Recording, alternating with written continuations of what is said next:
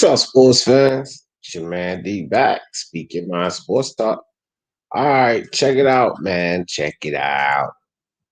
Canelo Alvarez, Teofimo Lopez. Hey, man, when you're doing the most, when you're the best out there, you get the most hate. And that's what's happening right now. For young Teofimo Lopez and Canelo Alvarez, boy, oh boy, is the hate coming. Not to mention, it's coming mostly from two guys that want to fight him. Coincidentally, these two guys are doing nothing. Absolutely nothing. And that would be Demetrius Andrade and Devin Haney. Huh. All right, that's what we're going to talk about today. So, Mark Pinkerton in the building. Facts here. Thank you, Mark. Appreciate you. Martin Ramos in the building. What's good with you, Martin? What up? What up? Samuel Shaw. What's good? What up, Samuel? Chain with Ice. What's up with you, bro? What's good? What's good? What's good? Money Brown TV in the building. What's good, Money? What up with you? Yeah, so here we go, man. Money, you might want to come up here for this, Money. Let me put this in because I'm getting ready to talk about your boy today. The goddamn Dudu Andre and the nonsense he talking about, man. You know, like just simple stuff, man. Andre, he shouldn't even open his mouth sometimes. Uh, you know, look, man, Demetrius Andre can claim whatever he want to claim, but in this game here, you got to prove it, man. You got to prove it. Same thing with Devin Haney. You got to prove it. That's the only thing. See, and Devin Haney, his biggest problem is Bob Arum. He can say what he want to say. Bob Arum don't want to do business with the kid. He ain't doing shit. Think of the link in the chat. He ain't doing shit. And that's the whole thing. Got to do something, man. Running around talking about don't nobody want to fight you. Same thing with Andre, so-called boogeyman. Let the protective service agency patrol commence. Damn right. Because there's too much hate going on, Cat. Too much hate. Canelo Alvarez have an impressive performance against Callum Smith, somebody who massively taller, crazy reach on him. Canelo go in there and beat him up. And you got people saying it was a lackluster performance. This, that, and the third. He couldn't stop him. All of this, man. Same crap we heard with Anthony Joshua. And it's like, why is it the best? Always getting the most hate, man. Anthony Joshua go in there, one-sided performance, stop the guy. Hate. Hate. Can't get enough of it. Prototype says, salute, D. What do you think about Andre trashing Canelo's resume, even though Boo Boo's resume? Yeah, exactly. That's what we talk about today, Prototype. That is exactly what we talk about. Just listen to this. Just listen to this cat. Just listen. Listen to Demetrius Andrade and his foolishness. Check it out. Check it out. Show you just how much sense this dude made. Absolutely none. Is he the guy at pound for pound now? He's they already established that. I'm not going to say he is like the pound for pound guy yet because he hasn't fought all the top guys yet, like myself. Caleb Plant is out there. Yourself and Caleb Plant. Yourself and Caleb Plant. No. Top guys. Let's talk about the top guys, right? What the fuck has Demetrius Andrade done to be considered the top guy? The top guy. It won't really a long clip. I'm gonna let y'all hear it again. Listen to this fool. Is he the guy at pound for pound now? He's they already established that. I'm not going to say he is like the pound for pound guy yet because he hasn't fought all the top guys yet, like myself. Caleb Plant is out there. Wait. So I'll give it to you again. That's from Demetrius Andrade. I wouldn't say easy because he hasn't fought all the top. Who the hell, dude, have you fought? That's the question. Who the hell have you fought? You could pick many names on Canelo Alvarez's resume. Many names. It's multiple names on his resume. That's better than everyone Demetrius Andrade has fought. Literally, you can do that, fam. You could go down Canelo Alvarez's resume, and there's multiple names there. You could pick, and they're better than anybody on Demetrius Andrade's entire resume. And he got a nerve to say that shit. What's up, Mark? Yeah, I just thought it was funny that when he said Canelo has to step up the level of competition. Like, coming from Andre, that's fucking rich. Like, he's beaten more. Like, let's just look at his 154 resume alone, right? Is that fair? Just that alone. Let's go Yeah. there. He beat Erzlandi Lara, right? Or he has an official win over Erzlandi Lara, and he has a win over Austin Trout. Both of those men are better than Demetrius Andrade at 154 and 160. More proven. Exactly, man. Exactly. Hey, Gerald McClellan, what's good with you, Gerald, in the building? This man up here on the panel with me. Let me put him up full screen. The league is going great. And you need to join. Make sure you jump in and see if you can beat D. Jefferson or this man right here. He's probably gonna clean it up because right now, him winning the league is pretty much not in question, like Canelo Alvarez being fucking #1 pound for pound. See, there's no questions on that. Okay, so the league is going great, fam. Just to answer your question, I'm doing what I usually do, coming close, not closing the deal. Nevertheless, it'll happen, but make sure you get in there. Make sure you get in there. I ain't gonna congratulate Mark just yet. It ain't Yeah, over because to it's the not fat over lady till it's singing. over. It's It never ain't over. over to the fat lady singing. She warming up right now. She me, me, me, me, me, me, me, me, me. Like, who knows what could happen? Who knows what could happen, bro? I could go out one day and I could end up in a car crash, and then like all of Oh a sudden gosh, my box. no. Now listen, and then all my boxing knowledge is completely gone. Then like all of a sudden I pick Tanaka to knock out Kazuto Ioka in round 1 or some shit. Yeah. I doubt it, but if something drastic like that happens, I don't even want a title like that. You know what I'm saying? I No, swear, but I don't have a huge lead. I don't have a huge lead. but it's still the same though. 64. We've been like 61, 64 for the past 67. 67. Yeah, still in. Just still with the short 2 weeks we got coming. I think that's too much to recoup. But what's this guy? What's your face got 20 something points? So I'm passing him up. I'm passing him up. Devin needs to stop ducking Michael Williams. Yeah, yeah. Which leads me to another. Listen to this Now, idiot. can I ask a question real fast? Yeah, Right? I want to look. Hold on, real quick before you ask that question about Michael Williams Jr. Oh, go ahead. No, ask your question first because I want to Yeah, play this clip and see your thoughts on this one. yeah. Kilo keeps bringing up that Devin's ducking Michael Williams. Is Michael Williams even ranked in the top 15 with the WBC? Can Devin actually fight him?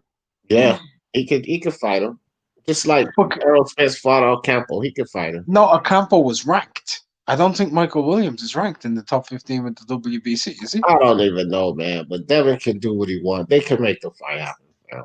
They can, even if it's not a title fight, they can make the fight happen. And I don't even know what the deal is, but this kid, man, look, Devin got to stop. He came up. I couldn't find this clip for nothing. I was just watching it last night. But Devin Haney comes out and he says, "Oh, I already tried to fight Javier Fortuna," and then he ran away saying that he had he was chasing some car. He was talking about the Lomachenko situation, which wasn't true because I already debunked that shit with Bill Haney himself. He already fessed up to that, right? But so then Devin goes on to say, "Well, we'll fight anybody. We'll fight anybody, but they got to be worth it." My thing is this: like, when the fuck have you become worth it, fam? Like you ain't really done much. But look, check this clip out right here, though. Check this clip out right here. This idiot.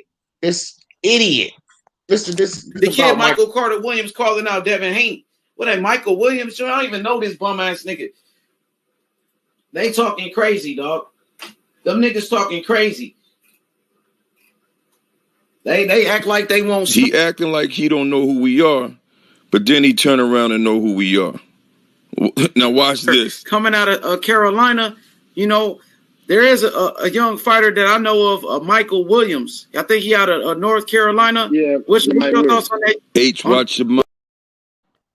Okay, again. The kid Michael Carter Williams calling out Devin Haney. What that Michael Williams? I don't even know this bum ass nigga. They talking crazy, dog. Them niggas talking crazy.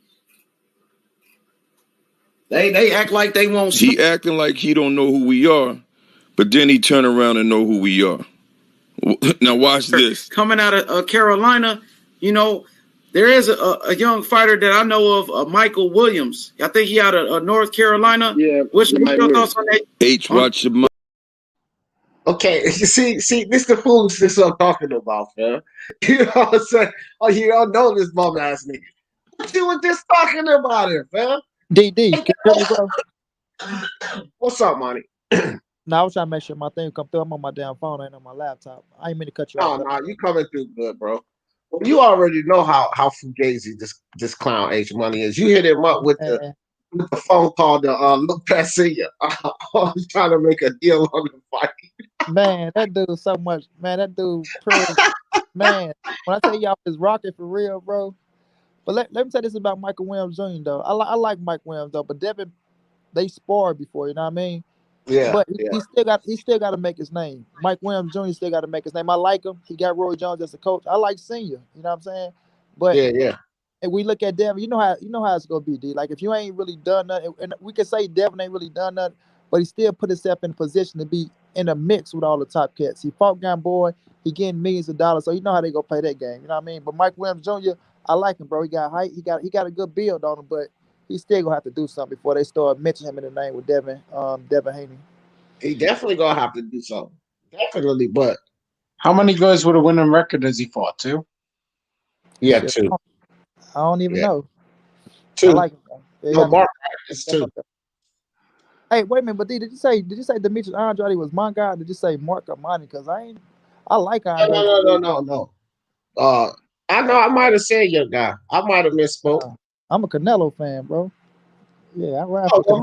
My dude, then. My dude. Because, I mean, you seen the clip, right? The Demetrius Andrade clip, right?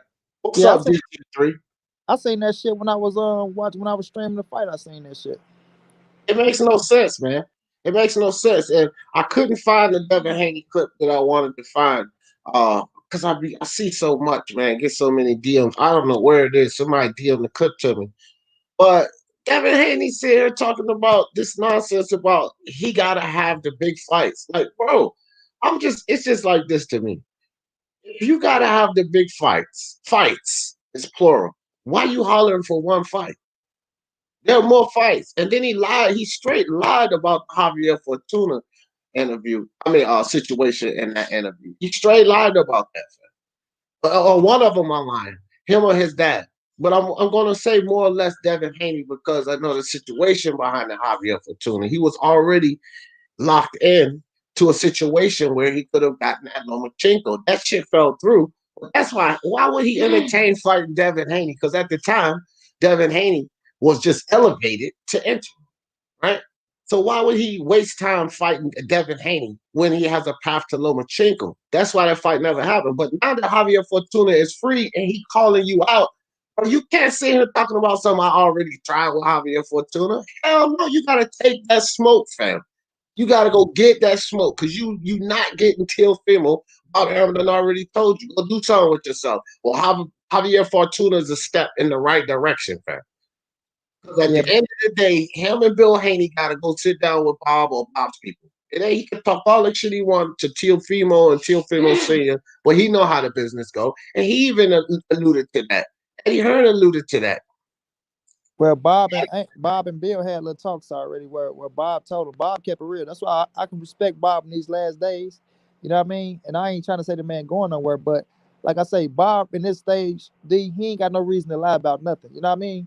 He not trying to build up shit. He not trying to lie. He told Bill Haney the Teofimo and Ryan Garcia fight is bigger than the Devin Haney fight. The Gervonta Davis and the Teofimo fight is bigger than the Devin Haney fight. He kept it real with Bill. You know what I mean? But Bill put himself in position to make Bob say, okay, if you don't get if you don't get Ryan Garcia or if you don't get Devin Haney, will you come back and sit down at the table with my son? You know what I'm saying? And Bob said he never said that the fight would have happened, but he said, yeah, he got a good damn chance. You know what I mean? Got a good damn chance.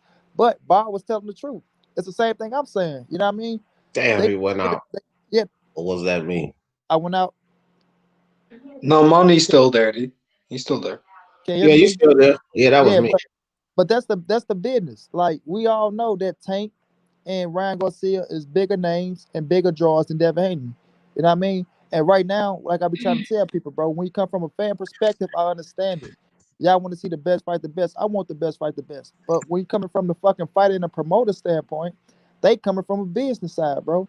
And I'm not gonna knock the fighters just like I'm not gonna knock the fans. If we ain't the motherfuckers taking the punches, I'm not gonna tell somebody like fans is. We know Teofimo and Tank is a hell of a fight. We know Teofimo and Ryan Garcia is a hell of a fight, along with Devin Haney. So I'm not finna knock either or, but I'm not gonna knock no fucking Teofimo if he say I'm finna fight Tank or if I'm finna fight Ryan Garcia, and I'm not gonna knock Bob Earn for saying we not looking at Devin Haney, we're looking at Tank and Ryan Garcia. They the bigger draws, they the bigger fights, and they're exciting. They're exciting. You know Yeah. what I'm saying? So at the end of the day, man, Bill gonna have to do a little bit more, dog. Got to do a little bit more. And this ain't no knock to Bill or Devin because I respect them. And like I say, you got to respect the motherfucker that want to fight everybody, dog. You know what I'm saying? Right. I don't knock them. But the business side of it, you know what I'm saying? They business is bigger than Devin Haney business, and that's just the truth. I just don't understand like the duck narratives, right? But how you gonna be ducking a goddamn Devin Haney, but you talking about going to fight Josh Taylor? That's just stupid. You can't. That's not a duck. It cannot be a duck. It cannot. I know that what everybody's saying about the Teofimo just told Eddie Hearn in his face on the little video. Man, don't even try that, Eddie. You know what the deal is. Show them the belt. The belt that I always show up here, man. He said the same thing to Hearn. He pulled it up on his phone. He showed the belt. He was like, listen, man, we both got that belt. And that's what I keep telling everybody. I ain't gonna fucking have the dispute with everybody. I'm not gonna have the dispute. But the facts are, Suleiman gave both of those guys a WBC belt, man. Hearn didn't deny that shit. He didn't deny that shit. Both of them got the same belt, bro. The same belt. Call them undisputed, don't call them undisputed. I don't give a shit. But it's Devin Haney who ain't done nothing. And those are the facts. That motherfucker was elevated to both positions. I can't say that they worked their way into their position. They fought their way into their position. They were literally elevated to both positions. That's how it happened. He didn't do anything to get it. So now they both got two belts. Same belt because of Suleiman's foolishness. I'm not gonna fucking deny that. But they both got two belts. Same goddamn belts because of Suleiman's foolishness. But one guy actually fought for it, and the other guy was elevated to it. Now you tell me, come on, bro. Like you tell me who deserved to be called WBC champion or not. Now we can play politics and all of that, but those are the facts, man. Those are the facts right there. I do, and I'm gonna let you go. But I do look at Devin Haney as the real WBC champ because I don't agree with the franchise. And we gotta look at it like this, dude. If the I'm not talking about franchise one. yeah. I just I look know. at franchise. It's two different belts, fam. I know that's why I said though, dude. Listen, hear me out. Lomachenko had the real title, bro. He had the scrap. He didn't even have to drop the scrap. He didn't have to drop it. That's what pissed me off about the situation. You was fighting Teofimo anyway. You was fighting him anyway, bro. You see what I'm saying? But when you vacated the title and you gave it up, you let the title go. You let it go. That's in any division. If you let the title go, you let it go. What if he fought my triple ass for the belt and won it, he became the franchise title. Or if he fought a motherfucker that was a worthy opponent. But once you drop a title, bro, because I don't agree with that franchise shit. And I'm happy that you do say that Suleiman had foolishness doing that stupid ass shit. Hell But yeah. once you drop a title, bro, you drop because you had the real title. Ain't like he had that bullshit. Lomachenko had the real scrap, and he dropped that bitch. And if Devin got elevated to the real champ, he did have a fight for the title though. But he got the scrap, and that's why I look at Tio as the unified champ. I look at Devin as a WBC lightweight champ. Now, if you want to fight and become undisputed, oh well. If not, I'm not gonna knock him. As long as if you fight Tank or Ryan Garcia, I'm not knocking you. I'm not knocking you. If you move up, I'm not knocking you. You see what I'm saying? But Right. I just can't look at him as the undisputed champion. Santiago was a defense. There wasn't a fight for the title. He had already been elevated, so that was counted as a defense, not a title fight. You feel me? Okay. Like a vacant title fight. He didn't That's some weird shit. That shit Yeah, weird. man, that's Suleiman, bro. That's that WBC bullshit, man. That's what that is. You know what I mean? But I mean, look. I don't like I said. I always say this about Teofimo. 4-belt unified Ring Magazine champion, linear, whatever. That's how I describe him. I don't even get into the undisputed or not. Facts are that dude won all his belts. That's all I be saying to all of these Devin Haney detractors. He won all his belts. He fought for them. Period. So we could, again, politics fucks up sports. So I'm not arguing about the politics. Suleiman fucked that whole situation up. For Canelo, for Charlo, for Vasil Lomachenko, Teofimo, and Haney introducing that damn franchise belt. He screwed it all up. Like, ain't no arguments on that. But Teofimo fought for his belts. Devin Haney was giving them. That's true. And those are the facts. T.O. the top dog. Yeah, T.O. the top dog, hands down like 630. Nobody can deny that though. Number one, 135, Teofimo Lopez. You know it. But back yo. What's up, Raider? Go ahead, jump in there. But I want to get back to that bum ass Andre too with these comments. This is really for both of them, Andre and Haney and these detractors. But go ahead, Raider. What's your nemesis say? Andrade. Nah, I don't think Teo's fucking ducking anybody. He beat the best at 135. You know, like he beat the best guy there. Everybody recognized Lomachenko was the best. He beat the best, and if he's fucking trying to move up and fight the best at 140, and you can't call him ducking anybody else. Come on, that's nonsense. Yeah. It must be so. Is it my stream or y'all having a technical difficulty? Mine just dropped off. Oh no, I can hear everybody good. All right. Cat says same people trashing the Smith with his things one had and winning on points. They salty as fuck. They need to keep it moving. Exactly, Cat. Exactly, fam. It's people. Look, Mando Solo was in my he was with us that night. And he was avid about it. He was going for Callum Smith, right? Because I told everybody, all right, who y'all got? Before it was like 6 of them, Mando Solo, Will, and a couple other people, Jerome Benjamin, they was going, Callum Smith going to win it. What even Mando Solo saying? Right here. Tired of Canelo not getting his credit. I picked Smith to knock Canelo out. I scored it 11-1. Real boxing fan gives props no matter what. Facts, fam. I'm just wondering how the fuck you came to the conclusion that Canelo was going to get knocked out by Callum Smith. Well, he wasn't the only one. I had like 6 people in there that felt like Callum was going to put him away. So, I mean, I don't even care about the opinion of the fights, right? But my thing is this. If he don't do it, and you actually have this dude beating him, you got to give him his props. You know what I mean? You got to give him his props. Like I don't care how they came to that conclusion because it befuddles me as well.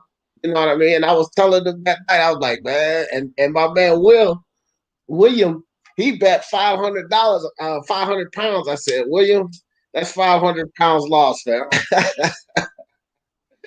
That's 500 pounds down the tubes. Because there ain't no goddamn way Callum Smith knocking out Canelo Alvarez. Yeah, no, a lot of people had that fight more of a competitive fight, but I mean, I didn't think Canelo was gonna perform like that. Like no. I didn't think he was gonna wash him like that, like almost a wash. Like 11-1. I thought it would have been like an 8-4. I thought it would be 9-3, 10-2, and around there. That type of fight. But I thought Canelo was going to drop Callum late on. He nearly did too. Yeah, so did I. I picked in the league round 10. So Raider, how long you been in here? Not that long. All right, well listen to this. Is he the guy at pound for pound now? He's they already established that. I'm not going to say he is like the pound for pound guy yet because he hasn't fought all the top guys yet, like myself. Caleb Plant is out there. What do you think about that, Raider?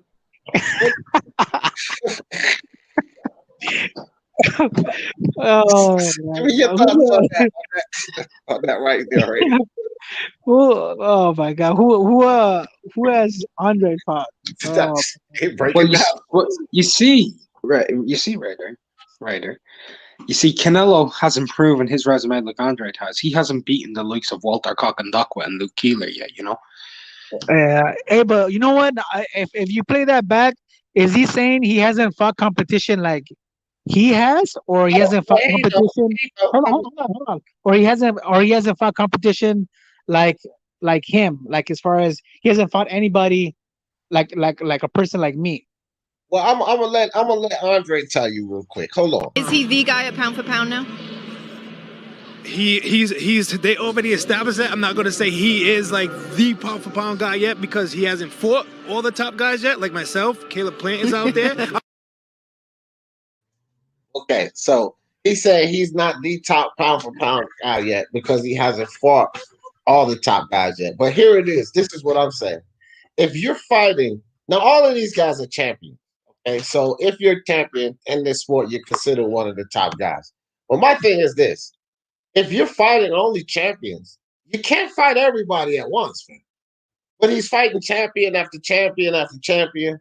You understand what I'm saying? So, by consensus, he would have to be considered top guy pound for pound. But to throw his name in the mix, like he hasn't fought all the top guys yet, like myself, when the fuck have you become the top guy? You're not the top guy at 160, 60. You're behind Charlo. You're behind GGG. You're definitely behind Canelo. You're bottom feeding, Andre. You're a guy clinging onto a belt. You're not one of the top guys. He can't even put himself in the name of the likes of Callum Smith, in my opinion. Yeah, I don't know. That's kind of crazy. He said that. You know, I don't know why he would say that. Maybe he put his name out there. I don't know. Right. And then you got these idiots like Bruce Vane running around. Oh my gosh, I must have got so many DMs about this dude and his Canelo savagery after this fight, bro. This is the same guy that called Demetrius Andrade the boogeyman. Canelo's ducking him. I want to know how the fuck is Canelo Alvarez ducking Demetrius Andrade, right? And he just fought a Callum Smith. Am I to believe that Demetrius Andrade is more dangerous than Callum Smith? Am I to believe that? Dog, do you believe that? Do I believe what? That Dudu Andrade is more dangerous than Callum Smith? I mean, dangerous in the sense he's gonna make it a boring ass fight, and I'm gonna fucking hate that fight, watching it, man. But in terms of beating Canelo, nah.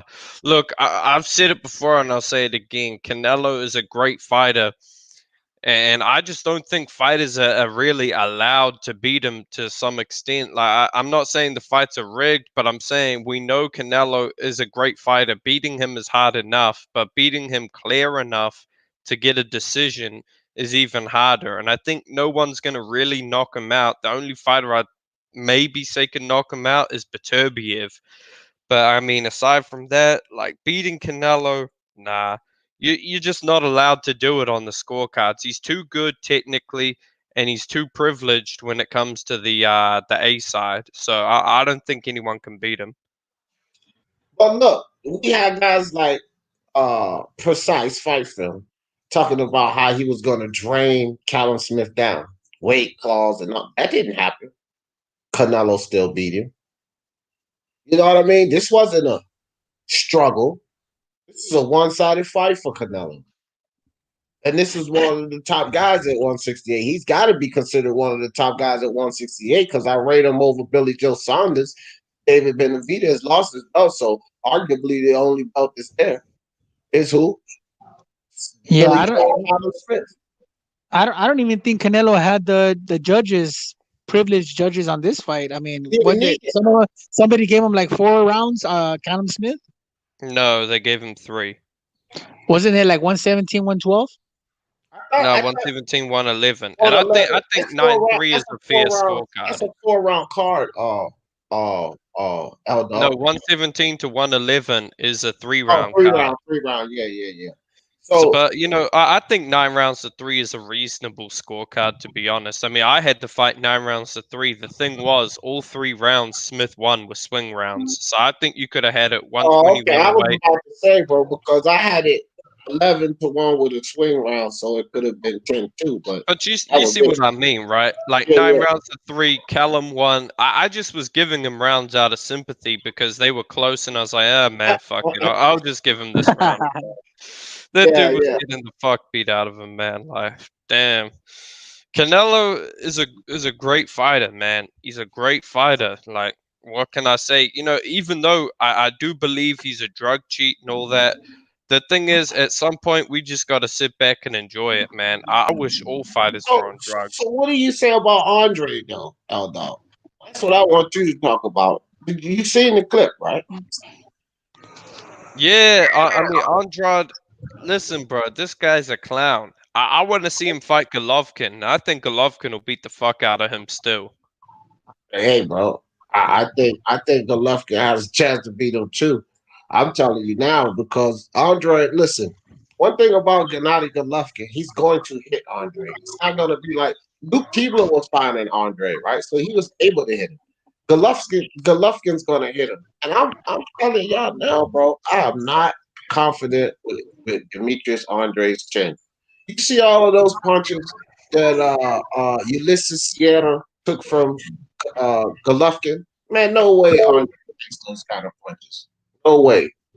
Hey, Hey, and you know what too? Like I'm thinking like this because you know Canelo and Triple G fight. Nobody really. I mean, some people do want to see that fight, but if I'm Canelo, I tell Eddie Hearn, look, man, if you want the zone wants that Triple G trilogy #3, tell Triple G to go get a fucking belt. Go fight Andre. bro, he Uh, Not doesn't, bro. about. no, I know, but another belt, like so he Oh can yeah, be unified. unified. Yeah, Unified. yeah. Oh, hold So on, hold on. Why didn't they? Why hold didn't on, they hold on, say hold that on, to hold on, Callum hold on, Smith? hold on. They said go get another belt, right? And then we can make it a 3 unified belt fight, and it'll be a bigger fight. You know what I mean? You know what? You know what I think, man. They need to strip Canelo of their WBA strap at 160. The dude hasn't fought there in 2 years. Like it's time to strip him of that belt. Like, come on, Yeah, man. We yeah. can't No, we can't I give him don't that belt mind that. forever. I don't mind that either. I don't mind that either because like it's the same thing for anybody else, bro. You got to defend the title, and give it up. Can't be running That around with was that belt. how many fights ago was that? What? Two, Uh, two, 2 fights ago? Because it was yeah, only Kovalev, right? it was 2 fights Yeah, but ago, then but you know it was what? 2 years ago. You Yeah, know yeah, what? no, I know. But they're gonna. It's just like everything else. The pandemic.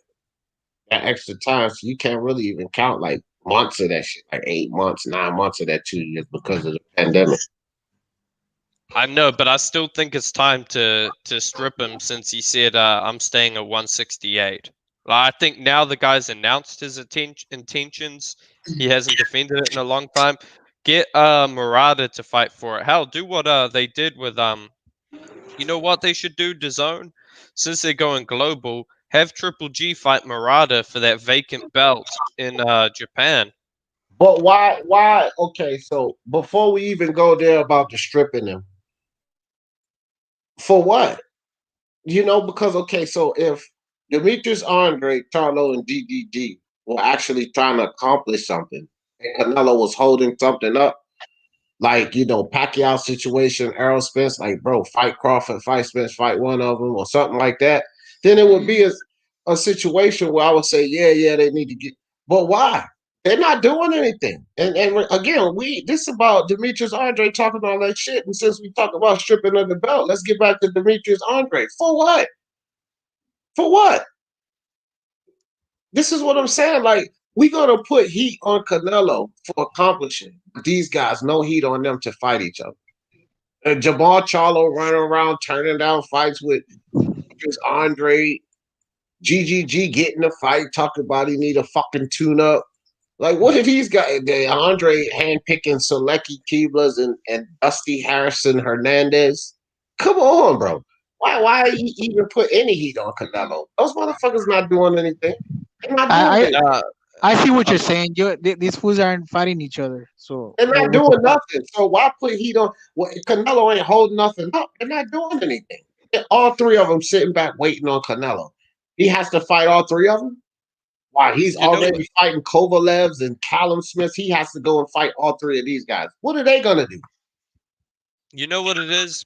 It's becoming like the heavyweight division. There's so much money in a Canelo fight, just like there's so much money in an AJ fight. A lot of these guys just want to hold on to their belts, defend their mandatories, pad their record, and try and get that big fight. They're not actually fighting each other in risky fights because they know that like a lot of these fights are 50-50s, 60-40s, where the other guy could really win. I mean, call me crazy, and a lot of people have. I still think Triple G versus Charlo is a 50-50. Yeah, I know. I wouldn't Yeah. mind that. Iceman, I think the same thing about that Iceman that I thought before. Canelo beat Spencer's ass, and Spencer need to worry about Crawford and handling 147, and then moving to 154 instead of talking about Canelo. That's what I feel about that. Yeah, I agree with that 100%. Spence has a problem with Crawford. He probably has at 154 with Jermell Charlo. That'll be a good fight too. But I mean, to go to 160, I mean, and fight the pound for pound is like, come on. Tim Zoo, how technically skilled is Devin Haney? If listen, this is my thing, fam. This is my thing. I'm perfectly confident and comfortable that Vasil Lomachenko would have made Yuriokis Gamboa look stupid in that role. I am confident of that. You know why I'm confident of that, Tim? Who would have stopped him? Because I'm also confident that Vasil Lomachenko is a highly skilled fighter. All right. And I agree, L Dog. I think he would have stopped him as well, retired him, whatever. He would have stopped them both. Now, Devin Haney is supposed to be a threat because he's this most technically skilled fighter. Explain that fight with Yuriokis Gamboa to me, Tim. If that's your logic on Devin, explain that fight to me. Because if you're this highly technical still fighter, you're supposed to completely. You remember the performance that Shakur Stevenson put on versus Tucker Klein Clary? That's how Devin Haney should have looked against Gamboa if he's so extremely skilled, Tim. You know, like Killer was said, Tim, that's why he's ducking Michael Williams Jr. Exactly. Because he's so skilled. Boom, what's good with you, Boom? Bro. Nothing much. Just chilling. I knew you was finna cook on Andrade. I was like, I know. I said it on my live. I said when I was seeing Andrade do his little interviews and shit, I was like, D finna cook on Andrade. I know he gonna cook on me. Can't wait. I said, watch, he gonna cook, watch. And show enough. Man, you already know I was gonna get him, Boom. I know you seen the clip I put up. I ain't even gonna play it again, bro. But how can you say one of the top guys? What did you do, bro? What makes you want to? You're the bottom feeder at 160. This dude is literally the weakest link, fam. By resume, by everything, he's the weakest link. Yo, you know who I would want to see him fight? Andrade, actually, like, cause I want to see the fight. Somebody with a fucking pulse, fam. I don't care. Yeah. Somebody with a fucking hold on. Cause I'm gonna be honest, D. The fight I want to see most at 160 is Triple G Charlo. Okay, that's the fight I want to see number one. It's not gonna happen. It's not gonna happen. I know, but that's the fight I want to see. I want to see Janabek versus Andrade. You know, the guy who trains with Buddy McGirt, the silver medalist in the Olympics. Yeah. He's good, man. He's skillful. You know what? Janabek, say what you want about him, he would have destroyed everyone Andrade's fought. So, I mean, why not? Let's see him fight Andrade. That'll tell me a lot about Andrade. Him beating an Olympic silver medalist, a top prospect, a guy who's athletic, young, hungry. Yeah, I want to see that. Why don't they make Triple G and fucking Andrade? I don't know. I've been asking that question. Hold on, guys. Somebody just dropped a super chat. I'm way behind. Let me catch up with the chat real quick, fellas. So Tim to Cheeto in the building. What's good with you? L Dog. Oh yeah, L Dog. Go to battle. Toby Barley, what's up? Ronald Finkley. What's good? Love and hate. What's good? I see somebody with the super chat. I'm gonna come down there. Out or disappear. Dog, I be so fucking far back on this damn chat, man. The stream y'all be L Dog, the stream y'all be stalling on your chat too. What's up, Willie Williams with the hey, my channel got taken down, bro.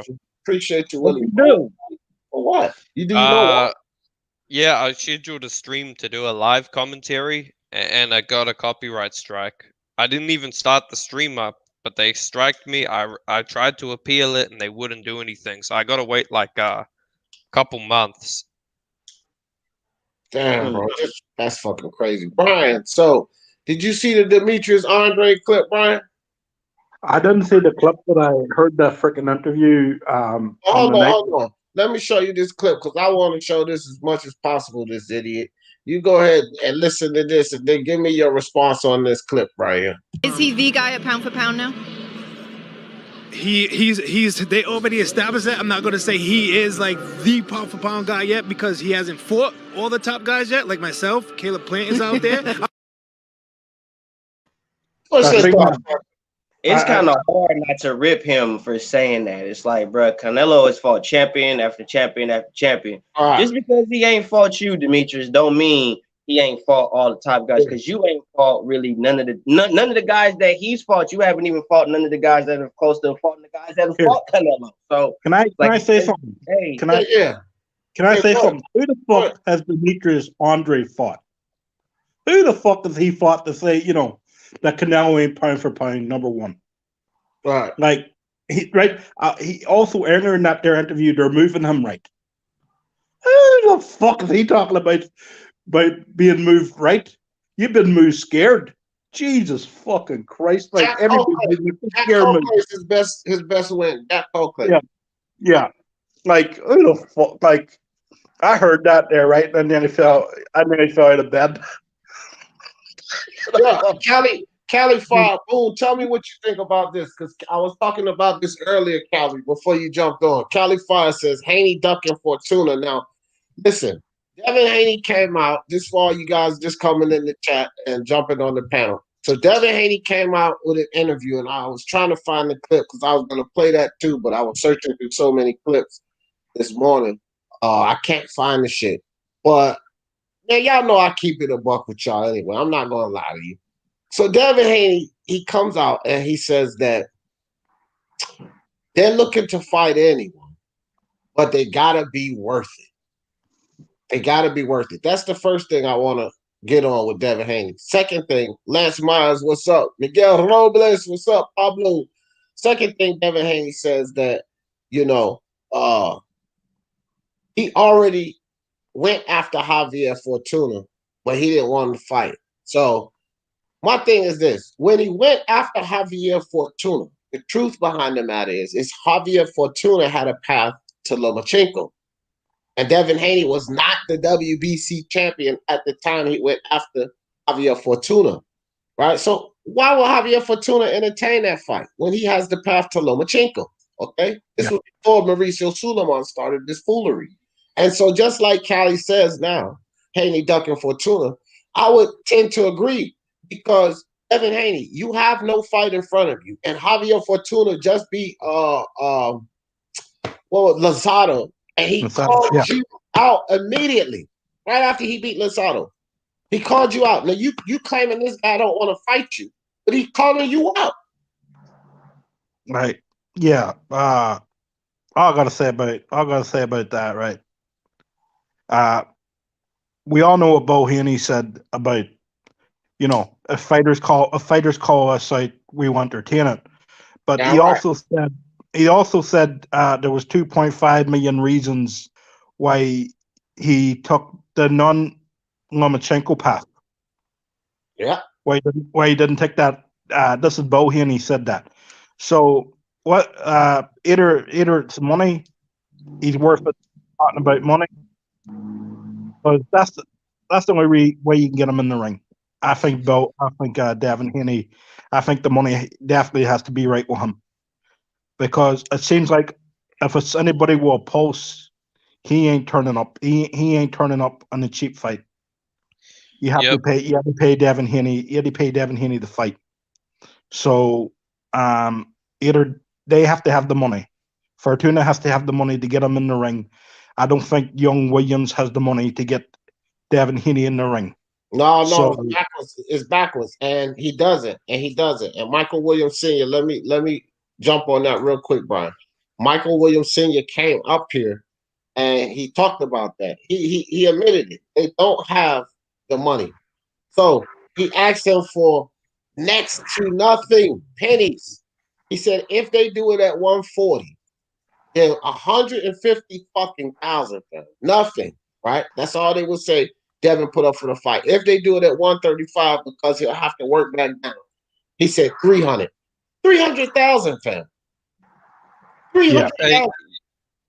You want me to expose Devin Haney as a hypocrite? This guy said, I don't want to fight Lomachenko now. I have nothing to gain from that.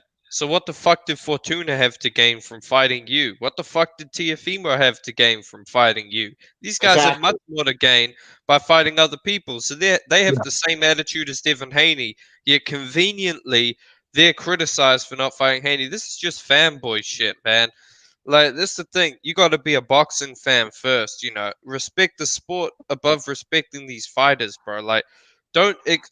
It's like, realistically, it's like Michael Hunter, okay? This guy had the choice of fighting Hrgovic or Povetkin. Like, I can't accuse him of ducking when he's getting a better option. Look at this. Look at this clip right quick. Look at this one. Look at this, dog. The kid Michael Carter Williams calling out Devin Haney. What, that Michael Williams? I don't even know this bum-ass nigga. They talking crazy, dog. Them niggas talking crazy.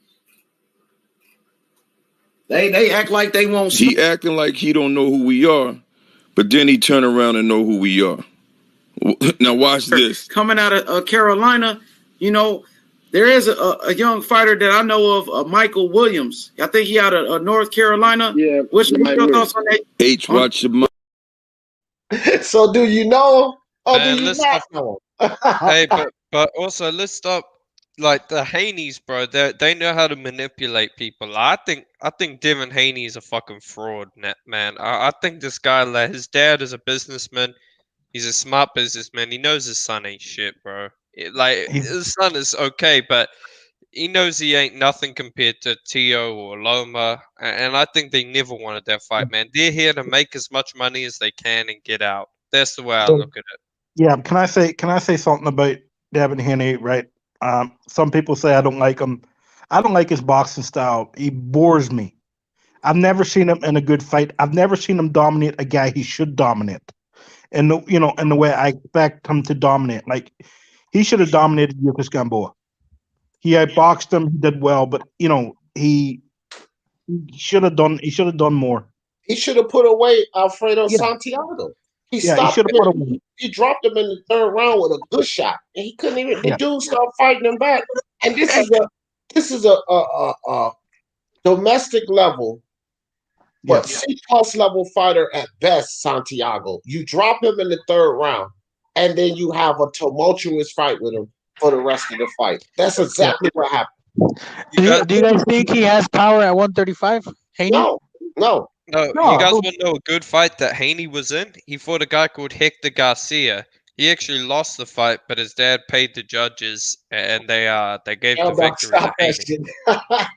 Look at the scorecards on BoxRec, bro. The scorecards are super close. The fight used to be up. The fight used to be up, and it was like it was a close fight. Like, it was a close fight. Maybe they misannounced the winner, but they actually announced Hector Garcia as the winner. Conveniently, that fight has been removed off the internet. But you can look on BoxRec. The scorecards are close.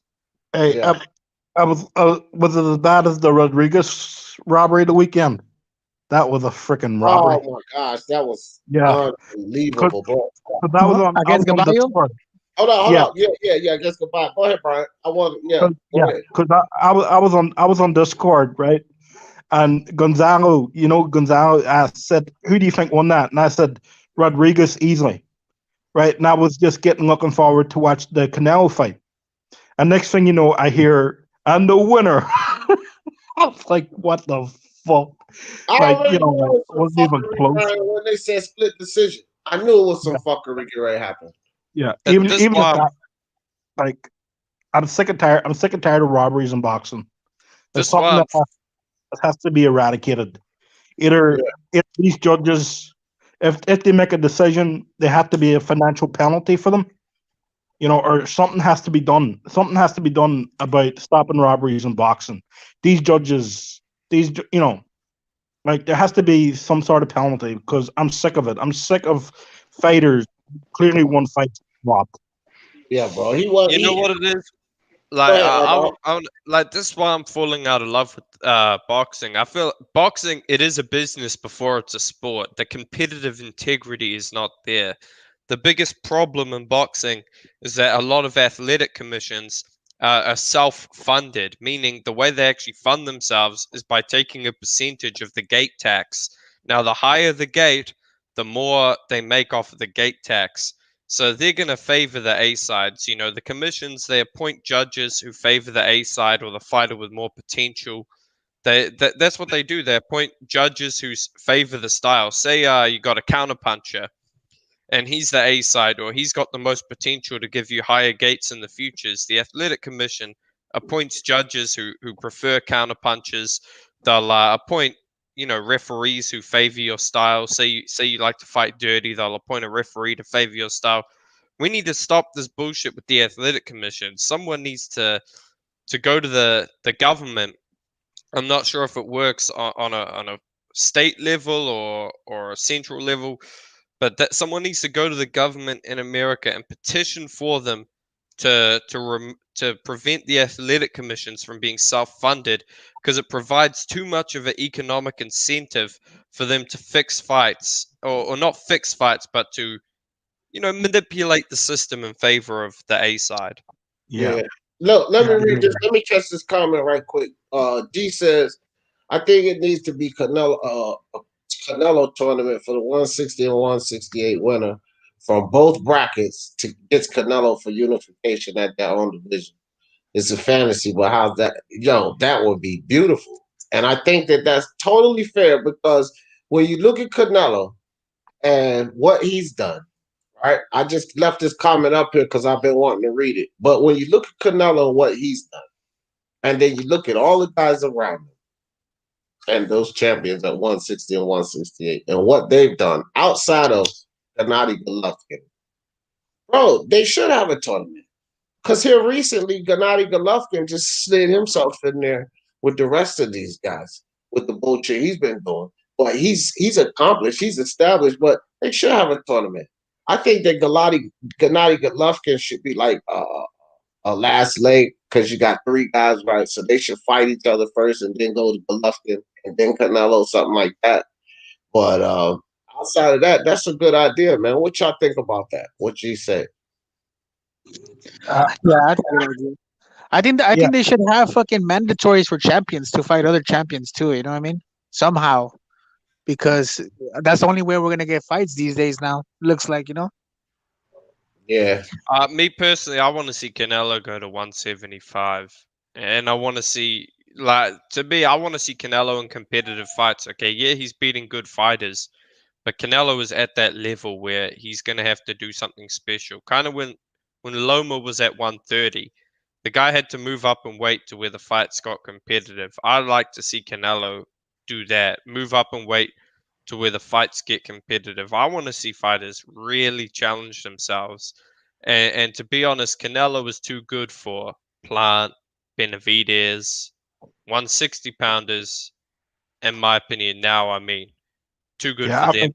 The fighters I want to see him fight are if Joe Smith wins the WBO title, I'd love to see Joe Smith versus Canelo. I'd love to see Beterbiev versus Canelo. I'd love to see Bivol versus Canelo. And I'd like to see them in a fight where there's no rehydration clause, no catch weights. Like, I want to see Canelo really challenge himself. And I think he is, but he's miscalculating how good he is, or at least his team is. Yeah, but check, real quick, let's let Killer would jump in here on this Demetrius Andrade or Devin, the dream, so-called Dream Haney, either way. Killer, what's up? Wait, hold on. I got a quick question for L Dog. When was the last time Canelo fought in a catch weight? I can't remember, but what I was saying was no rehydration clauses either. So I'm just bringing that up. Me personally, I don't like A-side tactics, okay? And I don't care who does it. It wasn't dog. It was no catch weight or rehydration clause. No, not in this fight. But when he fought Kovalev, that's why I was saying it. Kovalev, there's a rehydration clause, so I'd love to see him fight at 175 pounds against Beterbiev, Bivol, but with no rehydration clauses. Because I really want to see Canelo challenge himself, man. That's not me hating on Canelo. That's me acknowledging Canelo is a sensational fighter. Who's a great fighter. Yeah, hold on, guys. Hold on before we get out of hand. Killer, let's give us your thoughts on Demetrius Andrade's comments and Devin Haney. Give me your thoughts on that. Well, we all know what I think about Devin Haney. He has to quit ducking the almighty, Michael Williams Jr. because it'll be a great fight. It'll be his toughest challenge. I'll me myself will give him a lot of props. I'll take him out of the garbage bin and put him into like, hey, you know what? He's ready. One of Devin's biggest issue is he has a belt, but he's actually really a prospect. So since he has a belt, we see him in a different light. If he was like Ryan Garcia, who didn't have at the time a quote unquote real belt, we would be okay with him fighting these kind of people, like because they're all step up fights and he'll be the progression as Ryan Garcia. But no, but since he considers himself a real champion, well, he has to prove it now. Either shut up about you being a real champion or prove that you're a real champion. After that, I don't hear it. And as far as Dudu, well, Dudu's just like it's sad. Dudu's best win, first loss came into somebody who Canelo beat, and he's talking about Canelo's resume. Are you kidding me? Yeah, that is sad. Yeah. And real quick, guys, Tim Zoo, you asked, what does Loma offer for Devin Haney now? A valid win. That's what he offers for, a fucking valid win. Because you talking about he did dominate Gamboa. So how much credit are you giving him, Tim Zoo, for winning against Gamboa? Huh? Do you understand that Gamboa is an overblown fucking 135 pounder? He's not even supposed to be there. He's old and he can't make the weight lower. That's why he's there, fam. That's literally why Gamboa's there. Hey, what I wanted to say is, you know how Eldar, you're saying that you want Canelo to move to 175 and because of his skills, right? I mean, I get it, but at the same time, I mean, look at Canelo. He already moved up 4 times, and look at the picture. Look at the picture with next to Teofimo Lopez. They almost look the same size, dude. You know what I mean? I know that. Y'all know what I'm gonna do. Y'all know what I'm gonna do. Because I'm really sick and tired of dispelling this stupid fucking narrative right here. What I'm gonna do is I'm gonna go to Ring IQ's live, and I'm going to go record the conversation that I had with Bill Haney himself, so that people can stop saying this stupid shit right here. I'm going to record that and put it up as a clip, just like I put these other clips. And when people come in here with this dumbass comment right here, right, that Loma took the franchise to avoid the title, I'm just going to play the clip. So, Myron, I've explained it before, and now I'll explain it to you, because if you're putting this comment up, then you don't understand what the truth of the situation was. And this is not hearsay, Myron, like I tell everyone else. This is from Devin Haney's father, Bill Haney. He admitted to it. He acknowledged it. He said, yes, it's the truth. So here's the truth, Myron, because what you just put there is not true. That's a narrative, okay? The truth of the matter is Bill Haney and Devin Haney gave up rights to Lomachenko. This was prior to the franchise, okay? They gave up rights to Lomachenko as soon as they decided to fight Abdulayev. Now, all you have to do, Myron, is go back to before the fight with Abdulayev and just check the timeline, okay? So you go back before the fight of Abdulayev, Mauricio Suleiman approached Bill Haney, and he said, do you know if you take this fight with Abdulayev, you will have no ties with Lomachenko? And Bill Haney said, okay. And I said, well, Bill Haney, why would you do that? Knowing that Suleiman is full of fuckery and everything else, why would you do that? And Myron, Bill Haney told me himself, I will give you 2.5 million reasons why. So Myron, whether you want to believe it or not, that is a narrative, fam. And it needs to stop. And I'm going to go get the clip when I was talking to Bill Haney myself, and he admitted to it, Myron. So if the man admitted to it, I don't know where you're getting this information from, but it's false. He gave up his right to Lomachenko. He gave up his right to Lomachenko, Myron. Get it in your head so that you don't write comments like this. The franchise belt had nothing to do with Devin Haney, because Devin Haney and Bill Haney had already submitted their rights to fight Lomachenko prior to that. Look at the timeline, get the facts, because it is not a fact that franchise belt was to avoid Haney. That is a narrative. Hey, but what I was saying, man, because to be honest, like Man, I'm so sick of this fucking Haney bullshit. But when it comes to Canelo, I understand he's small for 175, but that's his skills, man. It's like what I said with Lomachenko, man. The guy moved up until he started fighting in a weight class where the fights got hard for him. And I'd love to see that with Canelo, man. Canelo, I believe, is a great fighter. I mean, I think we know that. I want to see him at 175 because that's how great he is. Look, can we all agree that Callum Smith was arguably the #1 super middleweight? Yeah, the only thing about that L Dog is that Lomachenko is around the same size as all the other 135 pounders. Not No, he's all of not. them, but not all of them, but probably most of them. But I know, but Canelo is around the same size as a lot of the 175 pounders when it comes to weight. No, dude. Hey, hold on. Hey, Raider, let me get this real quick. Let me get this real quick. Hey, L Dog, what did you think of Canelo's win versus Kovalev? Look, it was an impressive win, but again, me personally, I don't like this the A-side tactics in boxing. I don't like it. Full stop. Okay, if you fight someone in a weight class, I'd rather you fight the weakest champion in a weight class than fight the strongest champion at a catch weight or with a rehydration clause or something Is like the that. IBF a legit title? Yeah, well, hold on, right quick, Khalil. Let's Sorry? talk about the rehydration cross real quick with the fucking Kovalev situation, out dog. Because I know that you don't like tactics, and I understand that you don't like tactics. But it should be tactics when they're effective. The facts of the matter is the weight that Canelo called for with Kovalev was a weight that he'd never passed before. So when he's fighting all of these other guys, if he never ballooned up over that weight in the ring before, why would he do it with Canelo? So basically, they was just getting him to fight where he usually fights at, or No, under. that's incorrect. No, Actually, no, there that's was. 100% correct, So, Eldar. so can I link a source then? Yeah, Okay, yeah, yeah. hey, L Dog, do you consider the IBF a legitimate title? Yeah, I consider the IBF a legitimate title, and I know they have a 10-pound rehydration thing in it. But me personally, I mean, I'm not a fan of that. And actually, in a lot of fights involving the IBF, that's not a thing because it doesn't count in unification fights. That's sort of wrong. That's only been for a year now that they started that. Before then, you had to be you had to have the 10-pound weight limit, and that's what Canelo's doing, the IBF route, as far as you know, its weight limit. But So he what's wrong didn't with fight that? for the IBF So title. either you consider no IBF champion legitimate, or you consider Canelo's tactics correct. It can't be both. It's one or the No. other. Listen, I ain't gonna be convinced about this. I do not like rehydration Yeah, clauses, and yeah, he he wasn't don't fighting. like that. Well, look, Byron, he was never mandatory.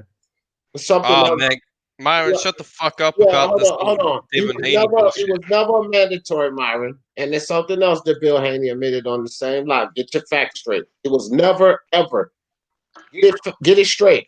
He was never, ever a mandatory. Haney was never, ever a mandatory. That is another false statement, Myron Magnus. Yeah, but Okay. I don't like these rehydration clauses, man. Full stop. I understand the IBF does it. That's cool. If you want to fight for the IBF, you're gonna have to do that. And I actually, if I understand correctly, you don't get stripped of the title if you come over 10 pounds. What happens is you have to pay a fine. So you can financially. It's more of like a financial incentive than it is a strict stipulation. But that's what Canelo does. He gives you a financial penalty for going overweight. You could blow the weight, but it's going to cost you, which I think is fair. See, I don't like that. Hold on, so we can get back to the topic because I'm just going through the chat while y'all talking, but I do want to stick to the topic. And this right here is about the topic of the live. Now, a punch for pound was good. He said, and Teofimo doesn't get the most hate, not even close. People respect what he did at Loma. What Canelo did without GGG fight. Look, listen, check this out. Check this out, pound for puncher. Punch for pound.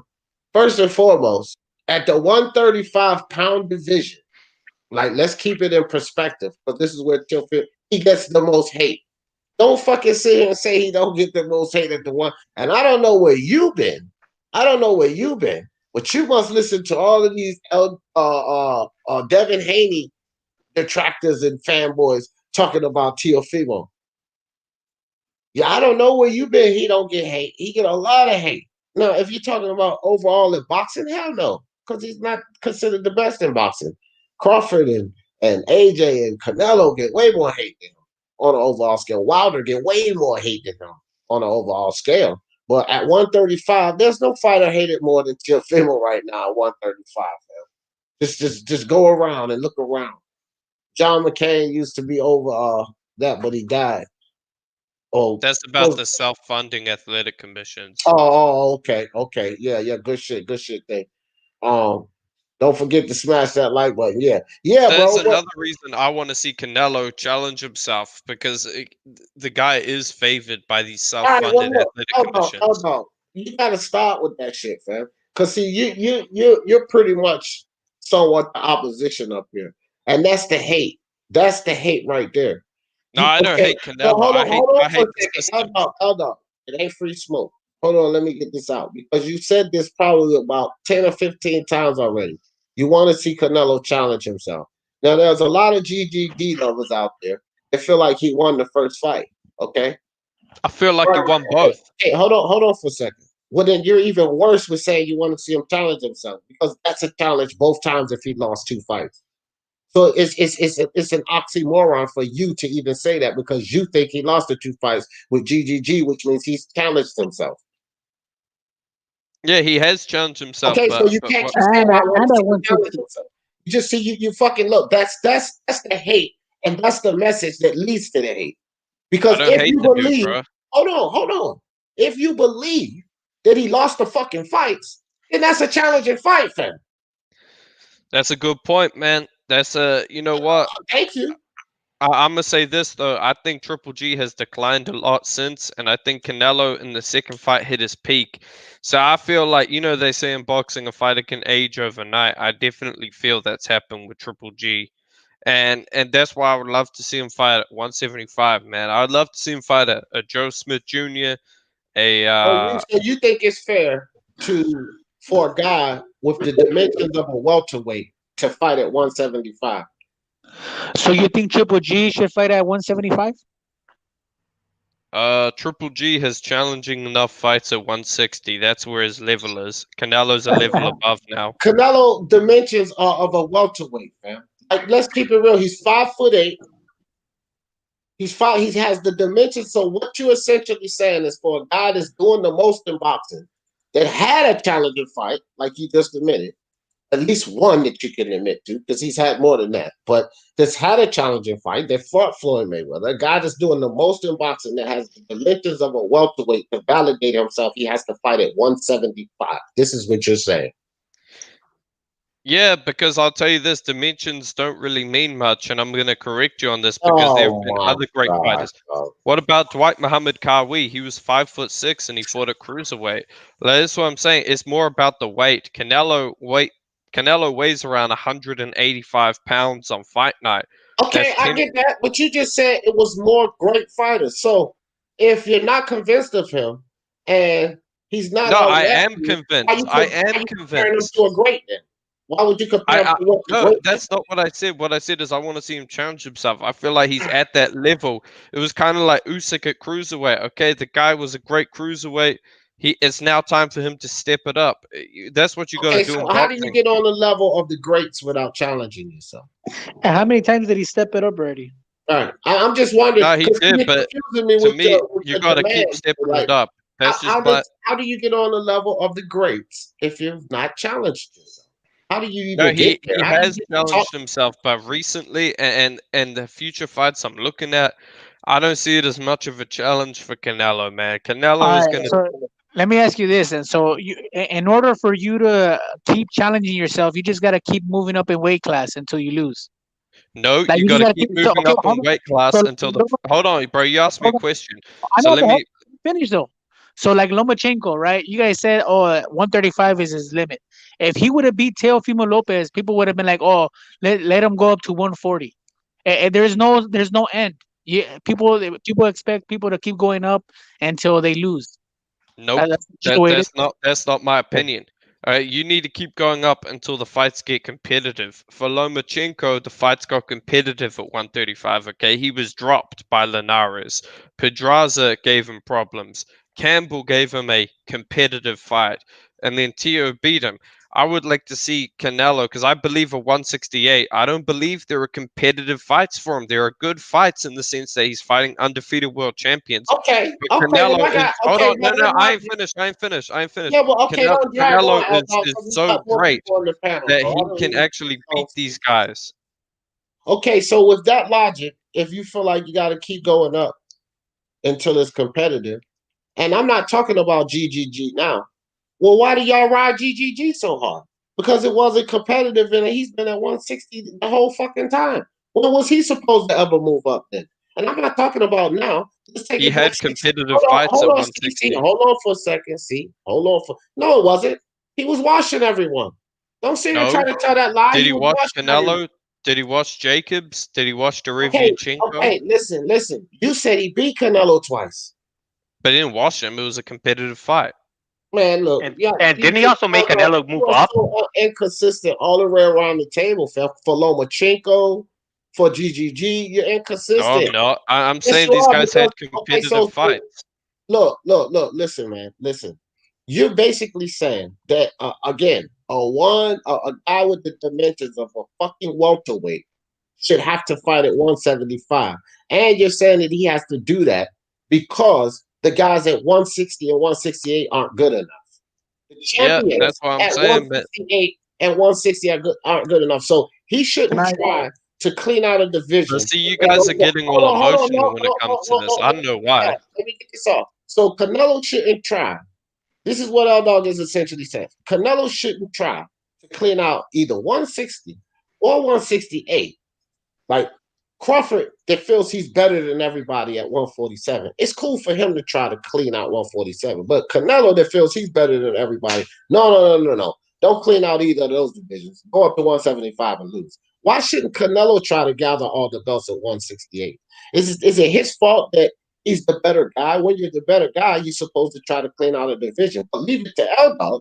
You're supposed to go to a division where your dimensions don't really allow you to be there. These guys are much bigger and stronger. And if you're walking around at 180 like they keep crying about, what do you think those guys are walking around? Over 200 or right at 200. So, this is what Canelo has to do. Abandon going 4-belt undisputed for the love of these fans that think he ain't doing enough. See, you guys are misconstruing what I said, man. I said there's I said there's good fights for Canelo, man. Like good fights for his legacy, whatever. He's fighting the opposition he should be fighting. But me personally, I want to see competitive fights. I do not believe these fights at 160 or 168 are competitive anymore. Triple G has aged since the second Golovkin fight. The second Canelo fight. And anyone who says he hasn't is just a Triple G dick rider. And to speak on the point about Triple G moving up, Triple G was in competitive fights at 160. Jacobs was competitive. Wasn't? Yes, he was. First off, he made Canelo move up to have a competitive fight. Stop interrupting me, bro. Let him talk. You got the Daniel Jacobs, Derevianchenko. Daniel Jacobs, Derevianchenko, and Canelo twice were competitive fights. I think Triple G won them all, but I think they were very competitive fights. Here, can I just say what I think L-Dog is trying to say? I'm going to simplify it. Clearly, he's just better than everybody at 160 and 168. Yes. Clearly, he's on another level, so he should move up to the next level. Is that what you're saying?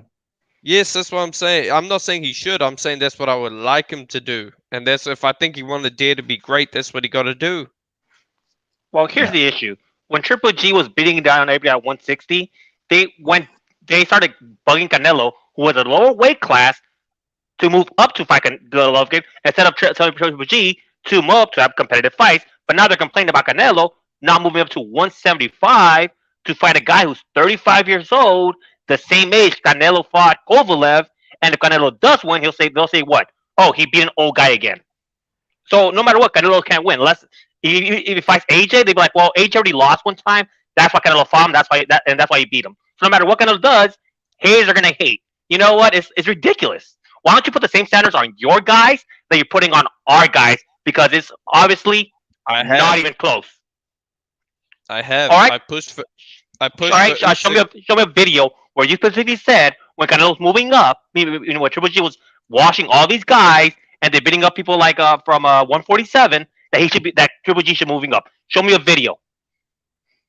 I can't show you a video, but I could give you an example. I pushed for Usyk to move up to heavyweight, where he'd face even more significant size disadvantages than Canelo has faced. So far, he's handling it all right. But this is the mark of a great fight, and this is what I want to see. Canelo is too good for these guys at 168 and 160, okay? Charlo is not good enough to fuck with Canelo. Billy Joe is not good enough to fuck with Canelo. These guys are just not good enough, man. I want to see Canelo in super competitive fights where these are entertaining fights, man.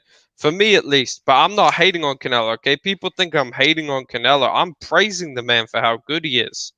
Wait, you're really comparing the difference between a 6'3" guy fighting a heavyweight, which is not that off from the standard heavyweight, to Canelo, who's 5'6" on a good day, moving up to a light heavyweight, where most people there are over 6 foot. Really? But it's about weight. And that's the same jump. You're really gonna say that's the same jump? Yes, it's about weight, because it's about weight. I mean, look, are we going to say Luke Campbell versus Canelo is a good fight because Campbell's taller and rangier than Canelo? So, I mean, he must be bigger, right? Look. This discussion going left. First and foremost, man, you don't compare these other classes to heavyweights, period. Like, so let's just stop it right there with the heavyweight comparison. No, number two, it's not comparable. Number two, just stop it, bro, because you all over the place. I keep saying that. You can't say that this guy, or even compare this guy to one of the greats, and then start talking foolery. Listen, Canelo's at the point where he's done a lot.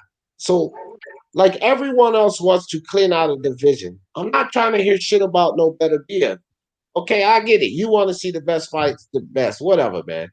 Well, let's start getting that same cry and call for other guys. Because that's the issue. It's not Canelo Alvarez.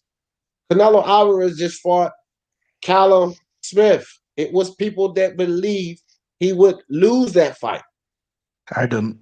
There were people that believed fucking Tank would lose to Leo, and he was still fighting a 4-division champ, right? So good, what? that's great on his legacy, but I want to see him fight fighters that are gonna make it competitive. That's the way I look at it. Tank needs to fight a Teofimo. That's the thing, L-Dog. Callum Smith was supposed to be able to make it competitive because Canelo. So was Leo. Okay, hold on for a second, L-Dog. No, the fuck Leo was not. So stop that bullshit. So why were the betting odds fairly close? L-Dog. Chill for a second. Because what you're not gonna do is come over here talking stupid. With like for a month and a half, I told everybody why that wasn't a competitive fight. I'm not going back through the fact that Floyd put on a goddamn show. Well, I debunked that narrative the whole fucking time throughout the goddamn promotion of that fight. And you gonna come over here and say that stupid shit? It was never competitive. That was a show. This was literally a competitive fight. It doesn't even compare. You keep bringing up fucking things that don't compare. Tank is the bigger guy. Are you serious right now, L-Dog? Canelo went to the bigger guy. According to Kalua, he's not. He's shorter. L-Dog, this ain't free smoke. Zip it. Because you said the dumb shit. It's different. Leo Santa Cruz is a little guy coming up to Tank. Canelo was the little guy. You can't compare his win to Tank win. You can't compare the two fights. And that fight was a setup for Leo to lose. Nobody in their fucking right mind was picking Leo to win against Tank. Again, I will say this nobody is just in their right mind was picking Leo to win against Tank. Yeah. Nobody in their right mind was picking Smith to beat Canelo. What? No one in their right mind was picking Smith to beat Canelo. Bullshit. It was the same. Look, L-Dog, stop it, bro. It was absolutely logical for people to think. I don't think it was logical for people to think he would knock Canelo out, but it was logical for people to think that he could out Canelo. D, you know what I see, bro? But you can't. You're not doing that over here, Nah, you're being biased. Yeah, whatever. Zip it, fam. Zip it for a second. You get your chance. You ramble on for fucking 5 and 10 minutes at a time. Zip it. Because it takes you guys 5 or 10 All right, minutes to understand. See, this is when you have to go backstage if you don't stop, fam. Right? Well, then you could leave. That's the shit I'm talking about. Y'all don't want to hear the truth. When you start spitting the truth, they can't handle it. You can't handle the truth. These are the facts, man. There was a lot of people saying that. What's Myron Magnus? He just put a comment up. Myron was one of them. Saying they goddamn Canelo was going to get beat by Callum Smith. Cut it out, Myron. Cut it out. That's why you got the laughing face. Nobody thought, yeah, you did. You did. You did. Yeah, a lot of people was going. A lot of prominent YouTubers had the fight a 50-50 fight. What are you talking about? Nobody had a people in my chat when I was doing the live play-by-play commentary. I had people in my chat saying that Canelo was going to get knocked out. Like there were a lot of people saying that Callum Smith was too long. He was too tall. Right? I didn't believe it. Just like I didn't believe that Daniel Dubois was going to beat Joe Jones. So I didn't believe it. But my thing is this. You can't tell me that people didn't feel like this was a fight he could lose. Nobody in their fucking right mind that wasn't listening to Floyd's bullshit thought that Tank Davis was going to lose to Leo Santa Cruz. If you thought Tank Davis was going to lose to Leo Santa Cruz, Floyd had you sold. That's just the simple fact of it. If that's what you thought, Floyd had you sold, fam. On that story 4 division champ and all of this tomfoolery from 118 to 126 was his glory, fam. He fought Miguel Flores at 130, and it was an abysmal performance. And you guys thought that he was going to beat Tank Davis? Nope. Ridiculous, fam. I never thought that. It's because they only to the usual suspects, and they had to bump up, what's it called, Tank Davis. So they had to pump up his opponent, to hype him up. But after that, nobody thought Leo was going to win. It was a joke. Yeah, anyone who thought Leo was going to win, I think they were on the juice. Nah, they were pushing narrative, to pump up Tank's resume. That's all it was. Bro, yeah. Well, hold on, Byron. If you put out a video telling a joke or whatever, how the fuck I'm supposed to know it's a joke? I don't know, and I don't even know what video you're talking about. But I heard you say something about Callum Smith beat Canelo. So whatever. I don't even know about the video you're talking about. But even still, how would I know it's a joke? If you betting $100 or you not, I'm not supposed to know if you joking or serious. I don't joke about my prediction. Who sold? Had me sold on what? Man, you going crazy. I sat up here and flamed Eddie Hearn that whole day. Y'all remember that live? I was up here flaming Eddie Hearn, and then the Canelo and Callum Smith fight happened. I said, you totally redeemed yourself. You know what I mean? This dude don't know what he be talking about. Myron, you crazy as hell. Look, he said, no, I didn't. Hey, you a dumbass, bro. Everybody was here on the live, bro. I flamed him for like 4 hours straight. You idiot. You idiot. You just go back and do your research.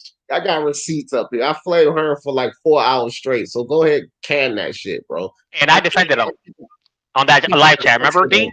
I was the only one defending him. And at the end of that live chat, I got vindicated with Hearn signing Canelo to a Smith fight. Right. Damn. Smith fight. But even you was on the live for 4 hours when I was flaming the hell out of Hearn. This dude, see, this is the thing with people like Boxing Logic United, right? They get caught up in some tomfoolery, right? So they try to point out me being inconsistent or some shit like that. But it's not gonna work, fam. Because I don't go for narratives. I don't support lies like Floyd Mayweather's lie to say, oh, well, it's for the good of boxing. I don't do that type of shit. I just keep telling the truth. So you can try all you want, Myron Magnus, to catch me being inconsistent. Well, good luck to you. Good luck on your journey on that. Because the truth, you never have to hide from it. If you just keep pushing the truth, you never have to hide. With lies, you got to cover up one lie for another lie. You got to backtrack. You got to back out.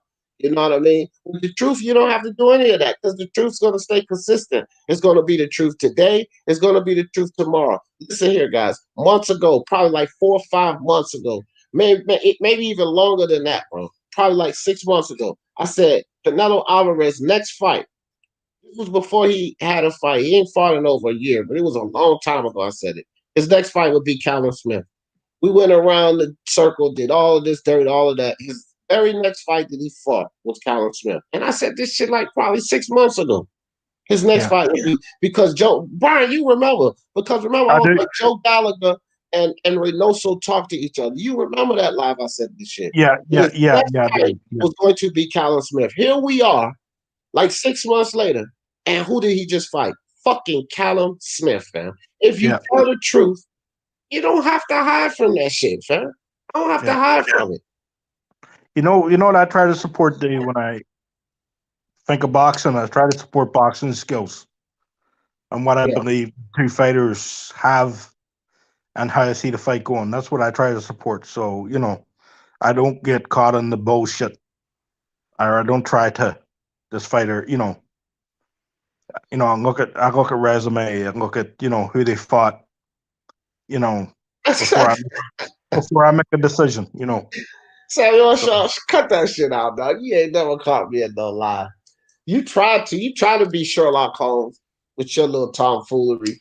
But I already told you, Samuel Shaw. You just stop ducking me in that prediction league. That's what you do. That's what you do. All right, let me know when I can go back to bashing on Devin and Dudu. Now, because that's what it's about. Let's go. Let's get it. Back to Devin Haney and Dudu Andrade. This is a bash session. I'll put the link back in the chat. Anybody feel free to come along and bash these two idiots. And for everybody just stepping into the chat, let me give you a taste of this right quick. Is he the guy at pound for pound now? He's they already established that. I'm not gonna say he is like the pound for pound guy yet because he hasn't fought all the top guys yet, like myself. Caleb Plant is out there. Right. You know what I mean? Yeah, let's get back at it. Yeah. Okay, as far as some issue, they're lazy. Why am I saying they're lazy? First off, when Canelo went up to fight Fielding, who did not know that Canelo was going to want a full title at 168? That's at, to this day, Demetrius Andrade is at 160, has a WBO belt. The good thing about having a WBO belt is if you move up, you're automatically mandatory for the belt to the next division. If Dudu really wanted that fight with Canelo, he would have moved it to 168, donned the belt, and on Sunday, we might have seen Canelo versus Dudu because Canelo was desperate for a 168 belt chance, and only person who gave it to him was Callum. And then we have Devin Haney. Devin Haney said nobody wants to fight him, but yet we have Michael Williams Jr. who's calling him out, but he's ducking. Okay, we'll step that aside a little bit. We all know that Teofimo Lopez is heading to 140. Well, guess who's at 140? Michael Williams Jr. So that'll be a great step up fight. On top of that, it'll be a weight class higher in order to set himself up to be able to fight Teofimo Lopez. But no, he wants to be lazy at 135, not fight anybody except for Gamboa, who even Gamboa that night came in knowing his job was to get knocked out and make Devin look good. When that fight ended, Gamboa celebrated because he won. He was the biggest winner that night. So both these guys have to stop being lazy and put some work in and not expect everybody to do the work for them. Yeah. Can I also say something? Yeah, do your thing, Brian. Do your thing. Okay. The difference between Devin Haney and Demetrius Andrade is there's a 10-year difference. Demetrius Andrade is 32 years old. And what's his best win in his record? Jack Copeland. Right? That's the best win on his record. He's 32 years old. He's even older. He's even older than Canelo. He is older, right? This guy is older than Canelo. So and Canelo has done more. Canelo has done more than Demetrius Andrade, and he has the gall to say he ain't pound for pound because he hasn't fought me, King of Plant. Hey, the freaking Here, put somebody on your record. Fight someone with a freaking pulse. Right. And then go and talk. Even if you fight with somebody with pulse, you still not nowhere near the record of a Canelo to even say. You're nowhere near a Canelo. Right? You ain't fought. Go fight Golovkin. Right? Go fight who's at 168 that go fight Caleb Plant. If Caleb Plant's the guy, go fight Caleb Plant. Demetrius Andrade. Let's think about it like this. Guys. What are his chances? Like all right, I'm gonna ask you guys on the panel, everybody in the chat, right? I want y'all to put in I'm going to scroll down to the bottom. I want y'all to put it in the chat. Who do y'all got in a fight between Canelo Alvarez and Demetrius Andrade? So y'all put that in the chat now. And this is what I'm gonna say about it, and I'm gonna pass it to you guys. I don't see Demetrius Andrade having much of a chance to beat Canelo. And here's why. Yes, Demetrius Andrade is slick, because this is what I hear people say. He's slick. He's a slick style fighter. So is Canelo. Yes, Demetrius Andrade is elusive, but that's because he runs around the ring. Canelo's elusive when you're in the pocket with him. So even when Demetrius Andrade is willing to engage, Canelo's going to slip his punches and counter him. So if Demetrius Andrade runs around the ring the whole night like he used to, like he usually does, he gets outpointed when they do engage. How the fuck does he win this fight? The dude is pillow fisted. So he's not gonna knock Canelo out. We know that. He's not gonna knock Canelo out. So by trying to pop shot but losing when you engage, how does he win this fight? Somebody please tell me that. His balance is horrible. How does Demetrius Andrade win this fight? And it seems like it's a landslide for Canelo. It seems like it's a landslide in the chat for Canelo. Killer. How does he win that fight? He doesn't. He doesn't. He's gonna get knocked out. Anybody who says that Dudu Andre could be Canelo is gonna have to admit that Dudu Andre is better than Lara, because Lara and Dudu have the same style. But as far as I'm concerned, Lara was a whole level above him, and Canelo beat Lara. And that was a young Canelo, not this prime, like way different tier Canelo. And if they really think Dudu could beat Canelo, I don't know what to tell you. Yeah, I think the stylistically, though, their style is kind of, because Lara will engage. Demetrius Andrade not engaging, and he moves around the ring, but Lara throws combination punches. No, I think Lara's a different fighter, and I do agree, better than Andre. Go ahead, Brian. Canelo's also good at cutting down a ring. So as well as Demetrius Andrade move around the ring, Canelo is one of the best fighters in the world at cutting down a ring. So, he has no chance of winning. Even if he is a slick fighter, he has zero chance of winning this fight. Absolutely none, because every time he goes to engage Canelo on the counter, Canelo's stronger than him.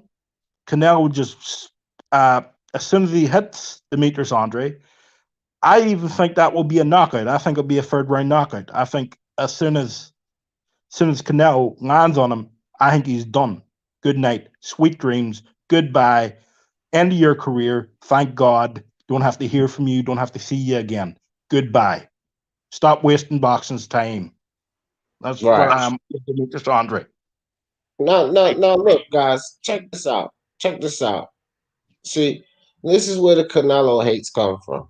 This is where the haters come from, out the yin yang, right?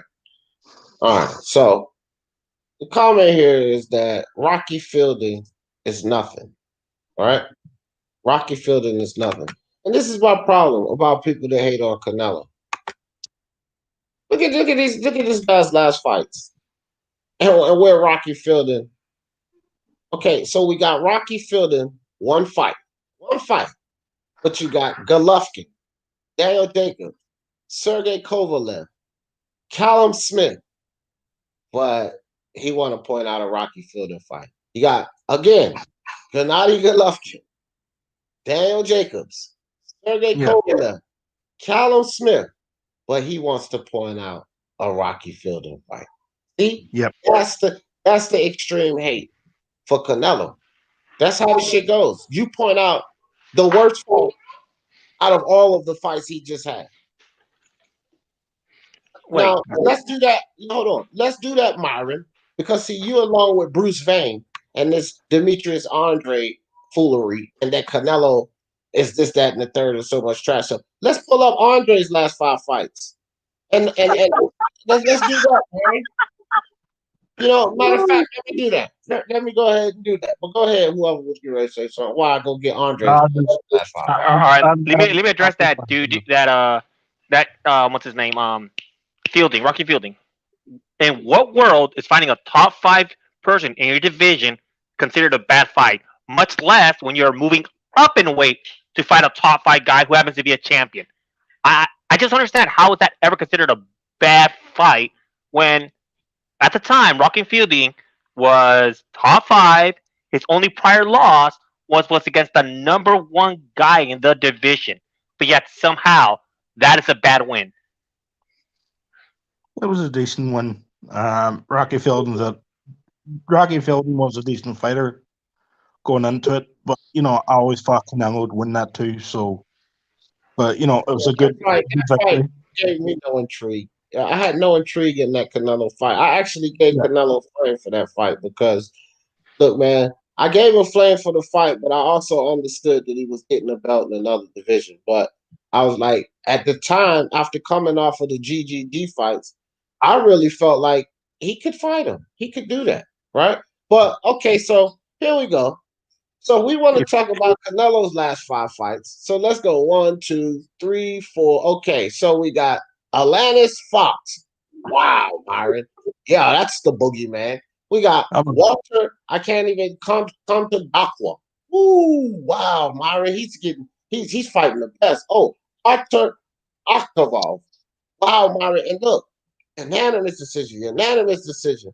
Oh, he TKO'd him in the 12th round. Oh, okay. A domestic level fight. Okay. Oh, Selecki. We know what happened with him. He drops him in the 1st round, couldn't get the job done. And then a Luke Keeler. Oh, wow. Keeler. and before his last 5 fights, his 6th fight before that Jack Cocaine is his best win in a split decision.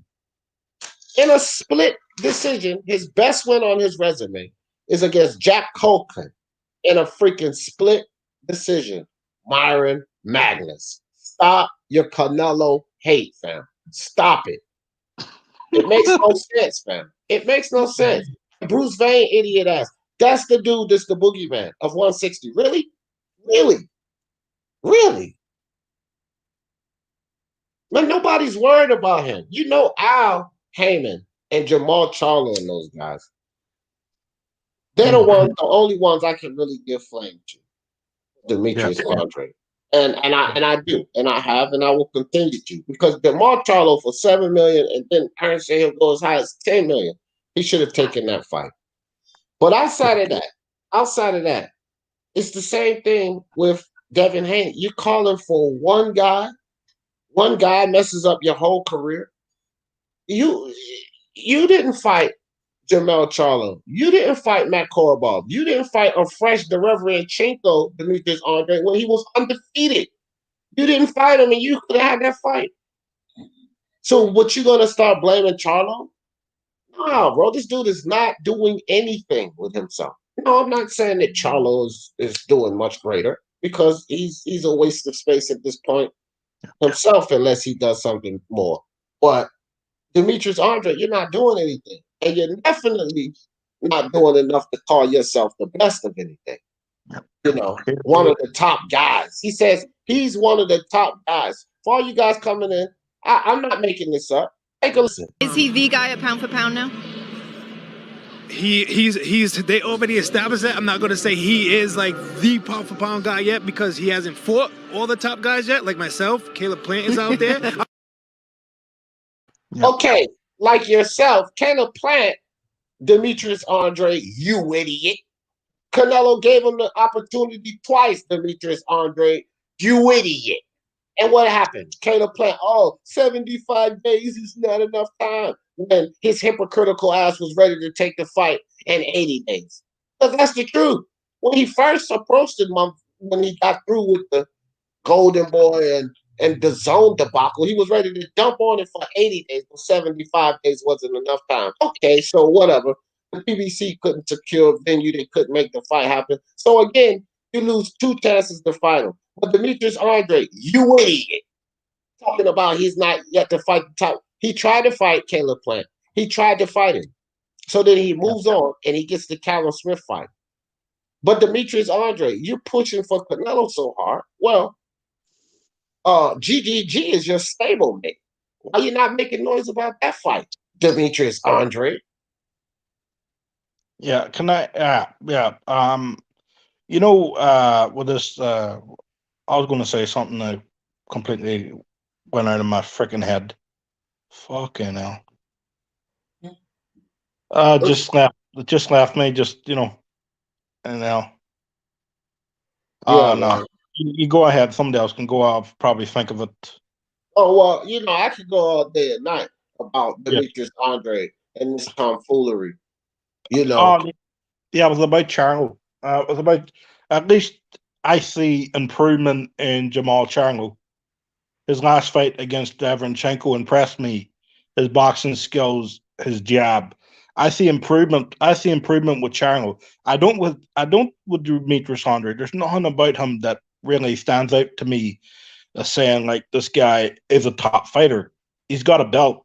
He's a good fighter, but even his opponents are lackluster. I'm not impressed with Andre at all. I'm just not. Even the way he's moving, and he goes out and he has the gall to say, well, they're moving Canelo right. Well, they're moving Demetrius Andrade scared because he seems to be scared to fight anyone with a pulse. That's where I'm. He seems to be scared when he fights in the ring, just the way he fights. You know what I'm saying? I broke it down on the video footage that I had to erase because they blocked it damn live. But he's off balance, bro, because he's when he throws his punches, be it hooks, uppercuts, jabs, whatever, he's disengaging from the pocket as the punches are going in.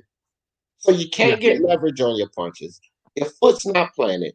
You know what I mean? He might actually have some power, but he doesn't plant his feet because he fights in a timid fashion. He's leaving outside of the pocket as he's throwing, right? So you're never giving it all into your punches like that because he's too afraid to get hit. And I always say, a guy that's that afraid to get hit, he knows his chin is not on like that. He knows it. Yeah. Yeah. Didn't Dudu get dropped by some journeyman scrub? Probably. I don't know, bro. I have not followed. Look, that's one thing about it. I've not followed Demetrius. I've probably seen about 6 of his fights. I've not followed him significantly enough like that to say who he's got dropped by, what this, that, and the third. I just know that the dude ain't doing much. And people keep hollering and clamoring on about Rocky Fielding. He a bum and all of this shit. Man, cut it out, bro. Mando Solo, he's not a bum. You guys in this bum shit. The dude has 2 losses against 2 fucking champions. Let's keep it real, bro. Canelo, the guys that just fought last night. That's his only 2 losses, bro. And we're gonna call him a bum because of that? Because he loses to Canelo and Callum Smith, and we seen how tough Callum Smith was because Canelo beat him sideways, over and under, and the motherfucker wouldn't go down. Those are the only 2 guys that Rocky Fielding has lost to. So stop it, bro. Yeah, and even at that there, Callum Smith, I give him his props because I was impressed with his toughness on Saturday or Sunday morning. I was very impressed with him. Just the way he's able to take shots. Did you see his arms after the fight? He tore his bicep. His arms, probably broken bone somewhere in his arms too. He tore his bicep. Yeah, That's what happened. That there was just from blocking punches. Like, what's funny thing about Fielding, he's a higher tier than just about any champion from 160 to 175 has fought. Fielding's at a higher tier than their competition, and yet they're calling Fielding a bum. I don't get it. yeah, Fielding is not a great fighter. Let me get this out now. I'm not saying that Fielding is a great. He's a high level fighter. B level at best is Rocky Fielding. I'm just saying he's not a bum, but he definitely wasn't on the level of Canelo.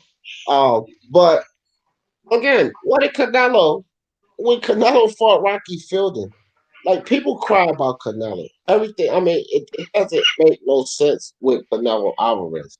Yes, he fought Rocky Fielding. Yes, he did. He went up there. He got that little belt, but he came off a double match with Triple G, fam.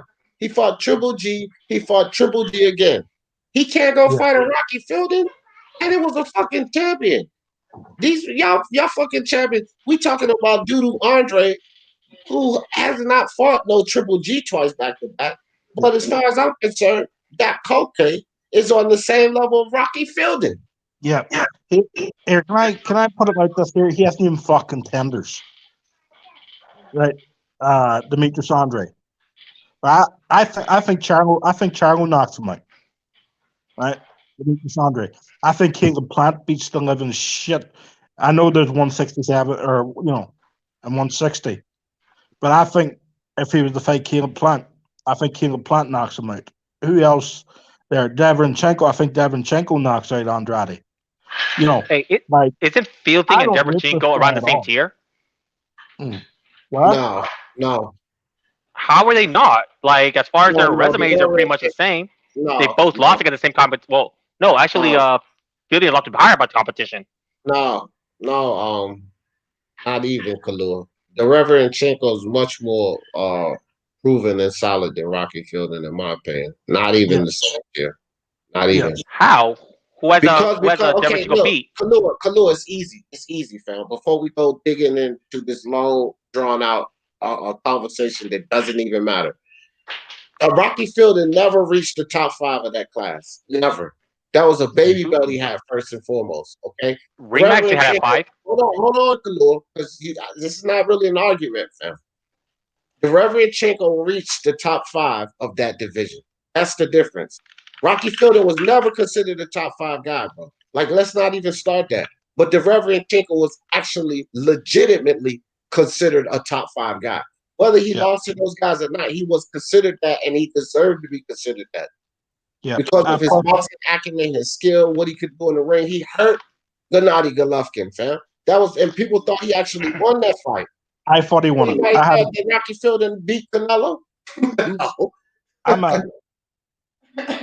I'm a Triple G fan, and I fought not Rocky Fielding. Deverenchenko won it. I had a 7-5. I had a 7-5 to Deverenchenko. Yeah, I had it a draw myself. I could see it given. I could see them giving it to either guy. But the fact that Deverenchenko made it that close, the fact that he had look, when you have a close fight, you don't hear people knocking GGG for his 2 close fights with Canelo. So we ain't gonna knock Deverenchenko for his 2 close fights, right? Because that's basically what we're talking about here. That dude was valid. He was validated as one of the top 5 guys. Danny Garcia was validated as one of the top 5 guys at the welterweight division, and he didn't win either, Kalua. So just because he didn't win those titles, don't mean he wasn't validated as one of the top 5 guys, because he most certainly was. Rocky Fielding was never validated as that. Never. Yeah, that's true. That is true. But yeah, I thought Deverenchenko won that fight. So you said who did he beat? In my mind, he did win against Triple G. In my mind, even though he didn't get the decision, he still won against Triple G in my mind. And I'm a Triple G fan. Not a fanboy, but I'm a Triple G fan. No doubt. What up, D Hodges, Blues Boxing, Dragon Leg, Boxing Loose Stars? What's up, fam? Raleigh, MXBC in the building. What's good, fellas? Yeah, man. Yeah, I don't look, man. This Andre character and this goddamn Devin Haney, man. They gotta really tighten up, man. They got to tighten up. Andre, you can't run around talking about Canelo needs to fight the top guys like myself and Plant. Plant turned the fight down twice for whatever reason. First time he turned it down personally. Then he turns around and contradicts himself, make himself look like a total idiot. Because you telling me 5 days more was enough?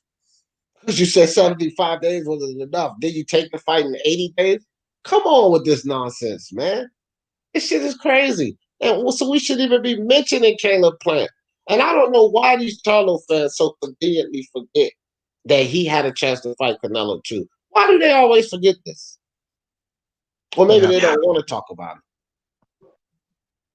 it. There's a lot of people. There's a lot of people who turned down the Canelo fight. Billy Joe Saunders, for one. Demetrius Andrade, to my knowledge, is the only one who hasn't gotten the offer, who hasn't gotten the call. We can talk and what's his face, David Benavidez, because that's Canelo's choice. He don't want to fight Mexicans. So what? With all of these people he got to fight, you don't have to fight David Benavidez. Now the fact that he's holding David Benavidez's belt that he used to have, you know what I'm saying? He definitely don't have to fight David Benavidez. But my thing is this with Canelo Alvarez, fam. He has offered all of them to fight. All of these guys y'all arguing and crying and bitching about, besides Demetrius Andrade, he's offered all of them to fight. Yeah, and who stepped up and took the fight? We're complaining now that it was too easy. It was Callum Smith. He stepped up and said, "I'll fight him." You gotta give some credit to that man for doing that, and he was a lot tougher and a lot more durable than I thought he would. Than I thought he was. I thought he'd get stopped. So but nah, Brawley. He didn't offer the fight to Andre. I ain't gonna even put that lie out there. I don't do that, man. He didn't offer Andre no fight. I think that if he offered Andre the fight, Andre would take it. He would have no choice but to take it because he's not doing anything but talking about Canelo. So if he gets the fight, he would have to. But he damn sure is not doing anything with himself. And I think that the heat should be on Eddie Hearn right now. The heat should, for Andre purposes, not overall heat. Eddie Hearn doing this thing, women's boxing and men's, right? He doing his things. But for the Andre situation, the heat should be on Eddie Hearn because, bro, you're the zone darling, Eddie Hearn. You're the zone darling, and you got Andre under contract. And GGG's right over there on the zone. And you talking all of this dumb shit about Andre. You should make that fight happen. You're right in the middle of it, Eddie. You're right in the middle of everything to make this fight with Demetrius Andrade and Gennady Golovkin happen. Yeah. Here, if Demetrius Andrade did fight Canelo, first thing he'd have to do is buy life insurance. Right. So he wasn't. Yeah. If he dies, he dies. Yeah, Ed, that's what I'm saying. Ed, that's straight cap, fam. Canelo never offered Andre that fight. If he did, I would be flaming Andre even harder right now, but he never did. Canelo needed the one belt to be undisputed at 160, ran from Andre. Okay, here we go. Ran from Andre to do what?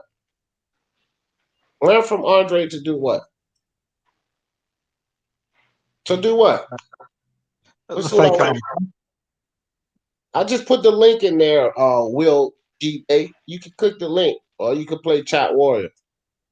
Because y'all guys don't know what the hell y'all talking about with these situations. Andre will get beat and knocked out in fights.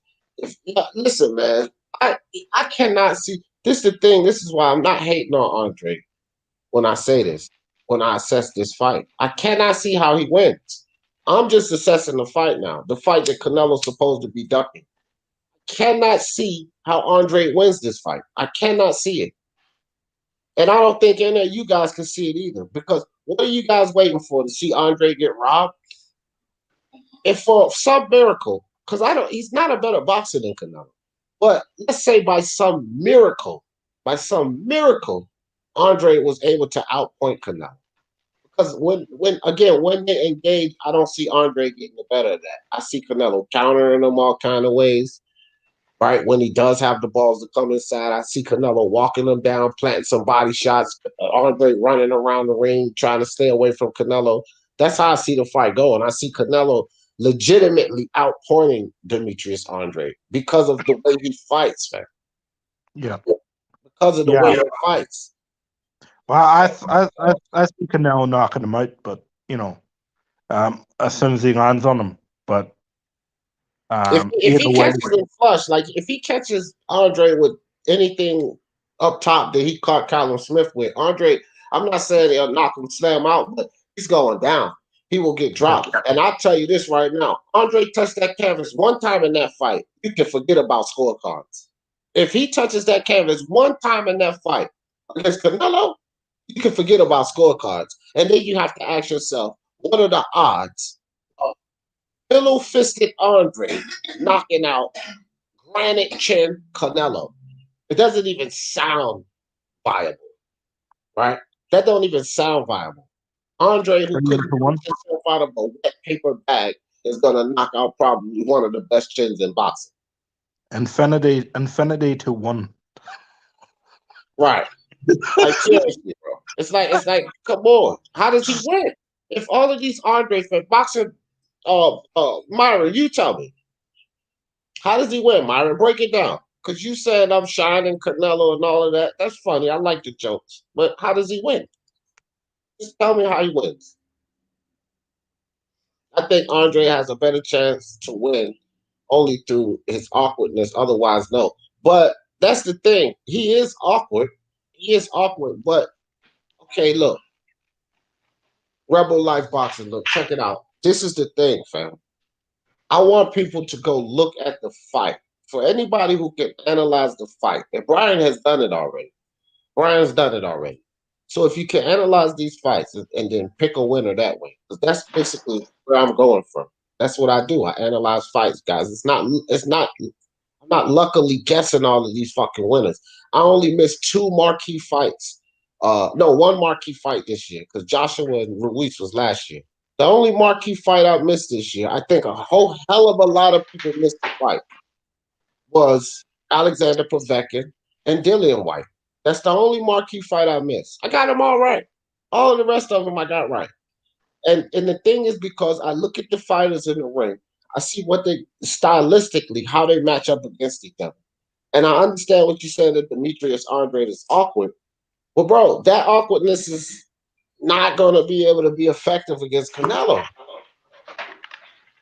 Killer, you there? Yeah, somebody just tried to come in under your fucking. No, that was me. I was sending you a link so you can watch a video real quick. Oh, you gotta push. You on your phone? Well, I sent the link through my computer, which is why I went onto the other link. Is it in the private chat? Did you put? Okay, I got it. All right. Look at that video. What does it do though? It's due to getting dropped by some journeyman.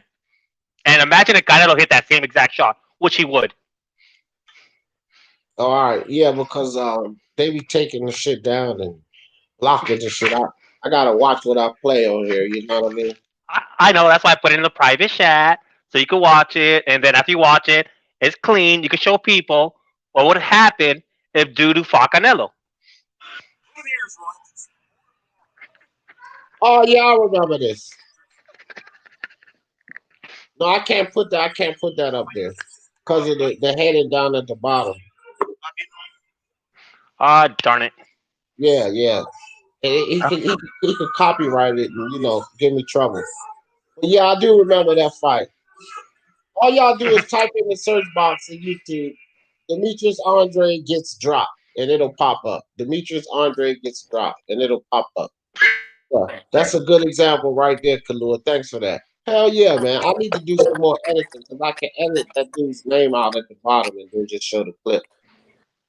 All right, you know me. If I'm gonna talk trash, I gotta have something to back it up, or else I'm gonna look like a moron. So yeah, I rather just receipts, fam. You gotta have those receipts. What's up, Calma? What's good? What you Salute, brother. Canelo and Teofimo hate the damn Demetrius Andrade and Devin Haney talking stupid, fam. Speak on it. Well, it's part of the game, when you try for greatness, It's part of the game to get hated. Like just like when Michael Jordan was great or LeBron James. So it's nothing new.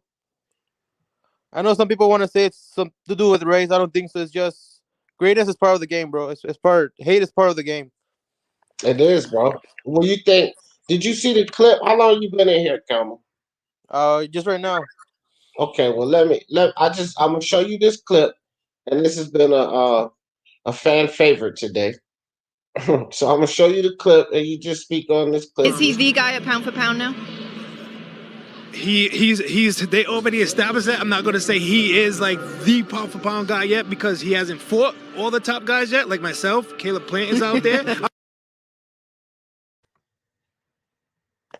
Wow. Well, go ahead. What you think? I mean, like don't get me wrong. I would like to see these fights, but the way I see it, they want Canelo to do all the work. You know. Exactly. Like, why doesn't he unify with Charlo or Triple G? They just want Canelo to go one by one, and it's like it's gonna take forever like that. They don't want to take the risk. What do you think about Demetrius Andrade being a top guy? What do you think about that? He's just promoting himself, trying to get some attention. I mean, we don't know who's the other top guy until they fight each other. Top guy? No. Yeah, me either. That's really what I was alluding to. Because see, he ain't no fucking top guy. When you sit up there, Canelo, and say that he doesn't deserve to be pound for pound because he needs to fight the top guys, and then you include yourself, a win over you doesn't change his pound for pound status. At this point, if he wasn't pound for pound, beating you, Demetrius Andrade, doesn't do it. It doesn't cut the mustard. Because somebody that would be in front of him will probably have a 4-bout undisputed or a big win, and you're not the biggest win in boxing. So how can you sit there and say that he's not pound for pound because he hasn't fought you? Who the fuck are you? Yeah, but here, who the fuck are you? Here, D. And lose though to Andrade, he goes out of the top 100. Yeah, which right. will never happen, but you know.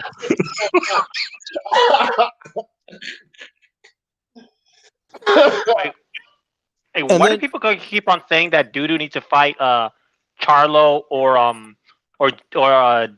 Triple G? If he wants a Canelo fight, the person he has to be fighting, it has to be Billy Joe Saunders because Canelo's at 168. Dudu Andre, if he goes up to 168, he's automatic mandatory for Billy Joe Saunders, and that's one of the belts Canelo says he wants. So if Dudu wants that fight, it's really simple. But obviously he doesn't want to fight. That's a valid point right there, Canelo. Yeah, but Canelo also said he's willing to go down to 160 too. So I don't know about that. Hold on, he's willing to go 160 for Spence. Hold on. Listen. That is an excellent point, what Canelo just said, because not only Demetrius Andrade also said he can go up to 160. 68. He shitted on Canelo jump weight class. He said, I could go up and do this if I want. I could beat them up there. So prove it, right? And if you go get that belt, then that's in line. That puts you in line with Canelo because he said he's going to clean out 168. But, Canelo, to answer your question, why should Demetrius Andrade go fight one of those guys? Because unification also makes him attractive at 160. And Canelo is still the 160-pound champion. And he said he's still going to campaign there. He's still going to fight there. They've never said he's not going to fight at 160. So if he's a unified champ at 160, that's just as attractive as him beating up BJS and having that belt. And it could be even considered more attractive because Canelo would capture 2 straps. So he would have 3 belts at 160, 2 belts at 168. So he can go either way. Just do something with your fucking self. Either beat the champion and Billy Joe Saunders, beat the champion and GGG, or send Charlo another offer. He don't really have nothing going. He didn't call it before. See, send him another offer now. You know what I mean? Make it happen, fam. Like, people act like just because you send a guy an offer like Devin Haney try to come with this stupid shit about Javier Fortuna. Just because you send a guy an offer before, that times don't change. Things don't change. You can send that offer again. Maybe it didn't sound good before. Maybe it'll sound good now. Yeah, and also Caleb Plant, his next fight is cherry pick too. It's a waste of fight. I don't know why not try to unify or Caleb Truax. Like, come on, bro. You fighting Caleb Truax? Caleb versus Caleb. One Caleb is on his way out of boxing, literally. The other Caleb is in his prime and a champion. That's the fight he's about to enter. Because that's the facts, fam. Yes, I'll give it to Caleb Truax. Because I'm not going to shit on Caleb Truax here. That dude comes to fight in every fight he's been in. Shout out to Caleb Truax. He comes to fight. But he don't got a chance to beat Caleb Plant, man. He don't. This is a tune-up. And people cry about Canelo fighting Rocky Fielder after fighting DDD twice. What the hell has Caleb Plant done to deserve a tune-up? What has he done? Faking butts? Yep, exactly. Hey, so what do you think about Charlo saying he never got an offer from Oscar De La Hoya? Man, Charlo's a liar. You know what? You know what the thing is, though? Here's the thing with Oscar, and where Oscar's full of shit. This is why Canelo left his ass. Charlo probably did get an offer from Oscar De La Hoya, right? But is that who Oscar has to send the offer to? Yeah, I don't know. Nah, he got to send that shit to Al, fam. And we all know how it go. Him and Al not working together. You know what I mean? Him and Al not working together. So Canelo understood the business enough to know that Oscar was fucking him out of a lot of fights that should have happened. Canelo just we could tell, like, how many people questioned Canelo? It was like, oh, now that he, Bruce Vane's stupid ass put the video out. Now that he got his contract over with Golden Boy in the Zone, he's free to cherry pick. So what? Now you're going to tell me Callum Smith was a cherry pick, Bruce? That was a cherry pick, Bruce Vane, right? Y'all see what I'm saying? The silly narratives. Now that he's loose from Golden Boy in the Zone, he's free to cherry pick. That was a cherry pick? Come on, man. This shit don't make no sense. The hate and vitriol for Canelo, man. It went to cherry pick. It also went that it was fixed. Yeah, precise fight, fam. Talking about this damn fight he was going to put in a weight class. It's like, bro, how you know he gonna put? Y'all can't prove that he ain't. I'm like, bro, it's just speculation until you hear it. It's going to be announced. It always announced it. No, that's not true. I'm like, okay, whatever. So when the fight comes and it ain't no damn weight class, I want to hear you speak on it. Now the fight happened, and what is it? Just go look at the shit. Just all you do is just go look at it. Guys like him, guys like Bruce, they can't give Canelo credit for nothing. If he did go beat Better BF, they still would find a way not to disvalue that. They would find a way to disvalue that. He waited till Better BF was so old. How the fuck is he gonna wait till a guy's too old when he shouldn't even be fighting at 175? But they would make a narrative like that. Because this is the shit, it's a cycle that keeps continuing. It's the same shit that was going on with Floyd Mayweather. I sat there and watched the same dumb shit with Floyd Mayweather. No matter who he fought, no matter what a guy is a controversial fight, Floyd say, fuck it, run it back. They don't give Floyd credit for that. A lot of fighters don't even do that. When they have that real tough fight, they don't fight that dude again. It's over with. I'm not going to engage in that level of competition with that guy again. It was too tumultuous. I'm not going to do it. They won't even fight him again. Floyd, run it back. Floyd, run it back, clean him up. Clean house. Both times he did that. Controversial? All right, run it back. Clean house. They still was trashing Floyd over everything. To this day, they still trashing. It's the same thing that's going on with Canelo for Anthony Joshua. Same thing going on with Anthony Joshua. And my guy Fury, he deserves the heat he gets. Even though that's my guy. I gotta be real.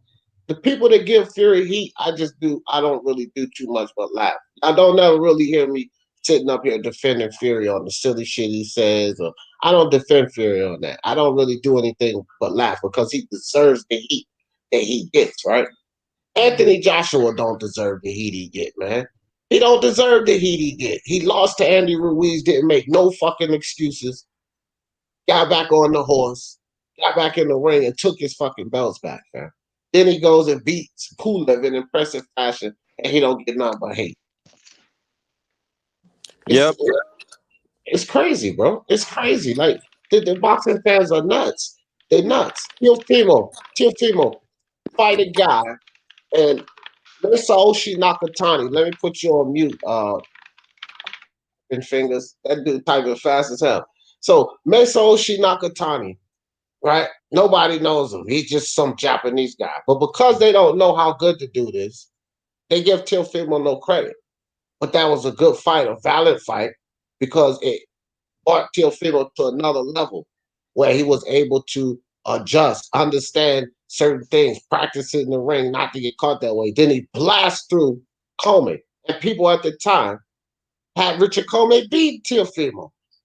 People always try to devalue shit. They call Richard Coleman all kind of bums now. Brian, remember before the Coleman fight, how many people had? Shout out to my man Unrivaled. He had Richard Coleman knocking Teofimo out. And don't fucking say and tell me Unrivaled don't know boxing. That dude know boxing. He probably gonna win the goddamn prediction league this season. So don't tell me he don't know how to predict fights. People were saying Richard Coleman was going to beat Teofimo. Stop him. Teofimo goes through there and washes him up. That ain't Lomachenko, though. That don't got nothing to do with Lomachenko. That's going to be different when you get to Lomachenko. Coming in there with that right hand and that shoulder roll won't work. I heard all of the nonsense. He goes in there and he beats Lomachenko. Now all he can do is get hate. Catch hate. Hate from Devin Haney fans. Hate from Tank Davis fans. Hate. Bro, you get to that level, and that's just how it's going to be. People going to come out with the most ridiculous things. Devin Haney, who's fought Santiago and Gamboa, Teofimo's required to fight Devin Haney. Where the fuck is that demand coming from? He fought Abdullah Santiago and Gamboa. Teofimo fights Nakatani, Richard Coleman, and Vasil Lomachenko. How the fuck does Teofimo get the demand? I mean, what we in the Twilight Zone? Nakatani not a champion now? So he came back off of a loss and became a champion after having major brain swelling, being in the hospital for weeks, out of boxing for a year and 17 months. The same dude comes back and becomes a champion. Let's keep it a buck. Now he's a champion. That's who Teofimo had a tough fight with. And Devin Haney had Abdullah, Santiago, and Gamboa. Man, are we serious with this nonsense? D. Jefferson, who do you think Devin Haney has to fight in order to deserve a Teofimo fight? Michael Williams Jr. The end. No. I will be honest about this. Michael Williams Jr. Kalua is a tough fight. I think a fight that Devin could potentially lose for real, but that won't validate him for a Teofimo fight because you have to look at Bob Arum. That is a fight that as the fans we want, because I think that if Devin Haney can make it through Michael Williams Jr., I don't care how ugly he makes it look. That would be a good statement for me to validate him, but not for the business of boxing, because Michael Williams Jr. doesn't have any name. But that is the type of fight I believe Devin Haney needs to, propel himself to the next level. Now, Javier Fortuna right now is calling Devin Haney out. That's a fight that will raise eyebrows. He got to get fights like that. Javier Fortuna, who I already tried to fight. It don't matter that you already tried to fight Javier Fortuna. That's the bullshit right there. He's open now. He's calling you out now. Why would you come out on the camera and say, oh, well, I already tried to fight him? Bro, you're not a commodity. People not knocking down the door. Bill Haney told me, Devin Haney, Jr., whatever. Bill Haney told me that when they tap on you guys' shoulder, you will go answer the call. Well, go answer the call because Javier is tapping on your shoulder now. Right? Yeah. Well, I have something to agree with you with something. You're still looking at 135. We all know Teo's going to be moving to 140 sometime next year, and more likely to fight the winner of Ramirez versus Taylor. So what Devin has to do, he has to get to 140 before Teo does, establish himself at 140, go up those rankings to put himself in position to fight Teofimo Lopez. Yeah. If he stays at 135, he's never going to catch up. So he has to go ahead. Just like I was saying earlier with Dudu Andre. Dudu Andre, as of like over 2 years ago, should have moved up to 168. Fought Billy Joe Saunders, took in that belt, and we could have saw on Sunday Canelo versus Dudu, but we didn't. Why? Because he wants to stay one step behind. You can't stay behind. You have to move forward. That's why Teofimo Lopez, when he wanted to fight Loma, what he do? He's like, well, this route's not viable. I got to go to a viable route, which was to go through the IBF route, and that's what he did, and that's why he got the fight. Yeah. Look, hold on right quick, Brian. Myron, yes, I do think that I'm off kilter, and you know, a lot of times I start some of these lives, and I ask everybody, I say, listen, y'all tell me if I'm off about this. And also, Myron, there are lives when I have changed my perspective. I've come with one perspective, and I changed at the end of the live. Also, Myron, there are lives when I've apologized openly to people for things that I said where I was in the wrong mindset. So, yeah, Myron, I do. And it is called Speak Your Mind Sports Talk. But when you say something absolutely ridiculous, then no. You're not going to change my mind on that, okay? If it's ridiculous to me, it is absolutely ridiculous to me. And that's how I'm going to go with it. So whatever. Go ahead, Brian. Nah, I'm just pissed right now. YouTube took down one of my videos. They didn't give you no strike, did they? Nah, first time, so not a strike, but you know, they gave you a warning? What? They gave you a warning? Give me a warning. Yeah, it's been removed for what do you call it? COVID-19. Thanks, Brian. Different story from COVID. Yeah. Thanks again. Don't ever say that word on Sorry. any live check because he just demonetized everything. You realize you just did that, right? No, he knows. It's all good. I don't give a shit. Sorry. Yeah, no, I'm yeah. I don't really give a fuck. It's all good. All right, so now back to Devin. You know who happens to be at 140? Oh, Michael Williams Jr. has to be there too. See, it's the perfect fight. There's no better fight for Devin next than Michael Williams Jr. Everything fits the timeline perfect.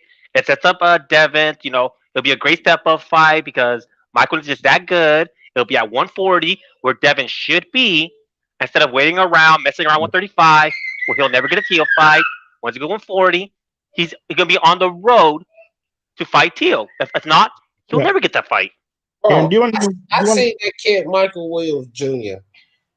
This dude LaShawn Alcott. Now I know his name. I went back. LaShawn Alcott.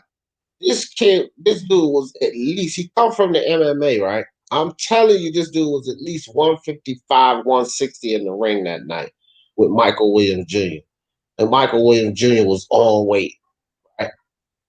Bro, this dude drops him twice, but he beat this dude ass. He beat Alcott ass the whole fight. I watched this shit over and over again. I was like, holy hell.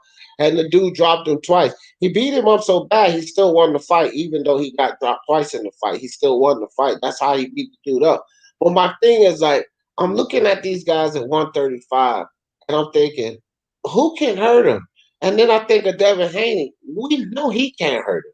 Like, bro, he's not going to fade this kid, Michael Williams Jr. And then Devin Haney calls him a bum. Well, if he's a bum, Devin Haney, use him as a tune-up then. Keep busy fight. A touch-up. If he's such a bum. Go in there, give him the little bitty money he asking for, because they're not even asking for a lot of money. He can make this fight easy. You have nothing ahead of you. You can make this fight easy. And I bet you that fight with Michael Williams Jr. would be 10 times more exciting than the Gamboa fight. I bet you any money. 10 times more, because Michael Williams Jr. is going to put pause on you. Michael Williams Jr. is not going to be scared to engage like Gamboa was. Michael Williams Jr. is going to hawk you down around that ring because that dude has a longer reach than you, Devin Haney. His arms are 74 inches. You're 71. He's taller than you, Devin Haney. He's 6'1".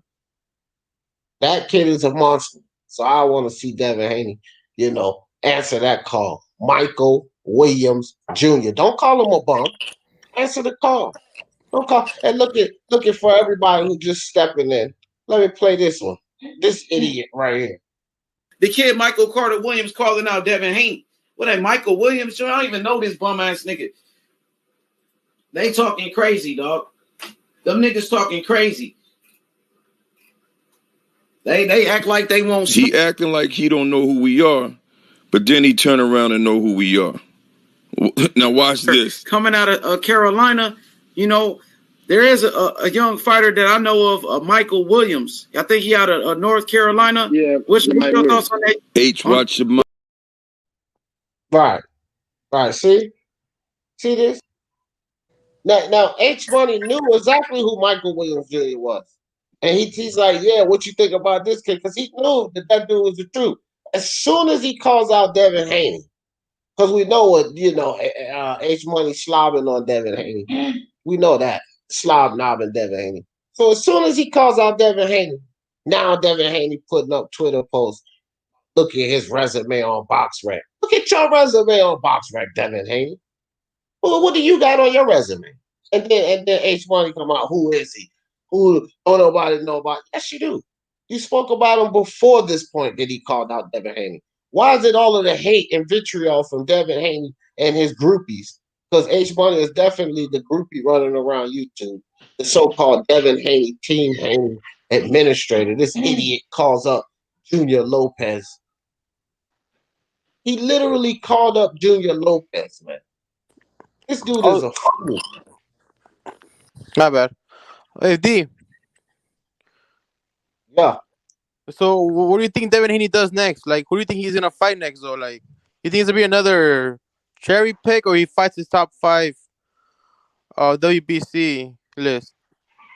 I don't know, man, because they call their own shots. That's the one thing about it. There's no lie with Bill Haney and Devin Haney. They call their own shots. Hearn just said it the other night, and the little, tit for tat with Teofimo and Junior Lopez. Hearn just said it before he walked through the door. You know what I mean? He don't really make the decision. Devin Haney and Bill Haney make the decisions, and that's why they can't make the fight happen. Eddie Hearn just admitted it, bro. He's under a contractual agreement. They have a partnership. He can't run around saying certain things, making the shots, making the calls with them, because he's not. They're in a partnership. They're not signed to Eddie Hearn, so he cannot do it. Damn. Hey D, you know who I'm like totally like 100% on board on pushing MWJ. One thing I noticed when you call him MWJ, a bunch of people it creates more engagement because people start asking who's MWA MWJ, who is that, who is that, who is that, and then after they start asking that, then you bring up his real name. It creates more engagement, or people start talking about it. So you should start doing that, D, because like whenever I go on any panel, I always got to bring him up because obviously I want to see that fight. So we got to promote it. If we're going to promote it, we got to do it right to make it more engagement. And how you get more engagement, they say start off with MWJ. Well, the MWJ, I'll get down with that, but I already been on many different panels talking about Michael Williams Jr., bro. And you already know I'm all around Kalua. I'm all around. Remember, I had Junior and Mike on here, 350 and 300 and 150 on here. I had them on here for a reason because I ran up on them and then I hit them up in the DM and like, bro, let's come on the show. Let's get this word out and shit. So they're gonna be on here again too, man. They're gonna come back over here. Well, I'm telling you, bro. Look. Check it out, man. Michael Williams Jr. is a dangerous, good fight. It's what Michael Williams Jr. is he's Devin Haney's Nakatani. Let's put it this way. Nobody seen Nakatani. They didn't see him coming. Nobody seen Nakatani coming. He was a good talent fighter, hard punch, everything, right? And nobody seen it. Nobody seen the dude coming. And yeah, who got the baby screaming? I'll put that on mute for me right quick. So they didn't see him coming, right?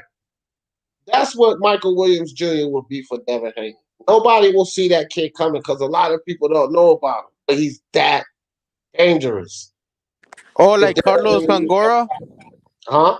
Like Carlos Cangora? Yeah. Oh, shoot.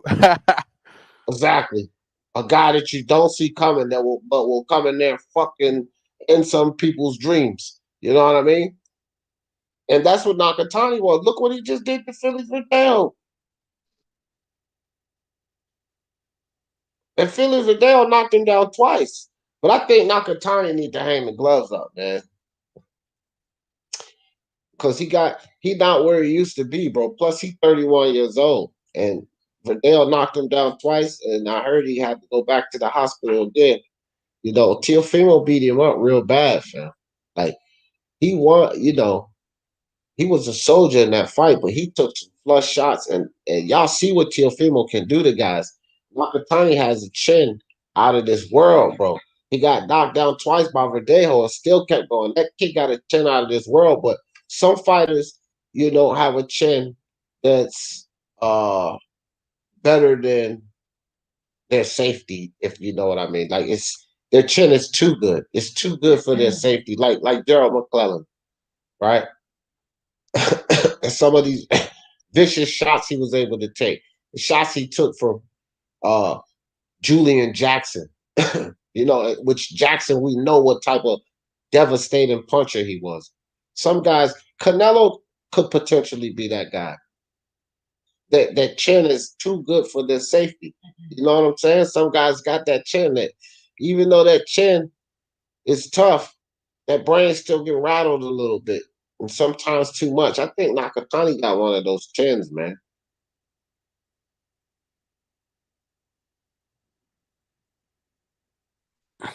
Yeah, bro. But he probably come back though. Who knows? Yeah, I don't know. He might, but that'll be another decent fight if he did come back and he okay. Devin Haney, Nakatani. That'll be another decent fight. How about Rolly Romero? Man, Rolly Romero's not a good boxer, fam. He's a low-level fighter. Rolly Romero's a low-level fighter, fam. Yeah, when I asked Bill Haney like who he like to fight next, that's who he mentioned. He That's mentioned because Rolly. they got a Twitter beef going back and forth. Rolly Romero calling him a bitch and all of that shit. Yeah. But Tank Oh, I Davis, see. you know, Tank Davis, he don't mess with Rolly either. Rolly talking shit about Tank now. Rolly talking about he'll knock Tank little ass out.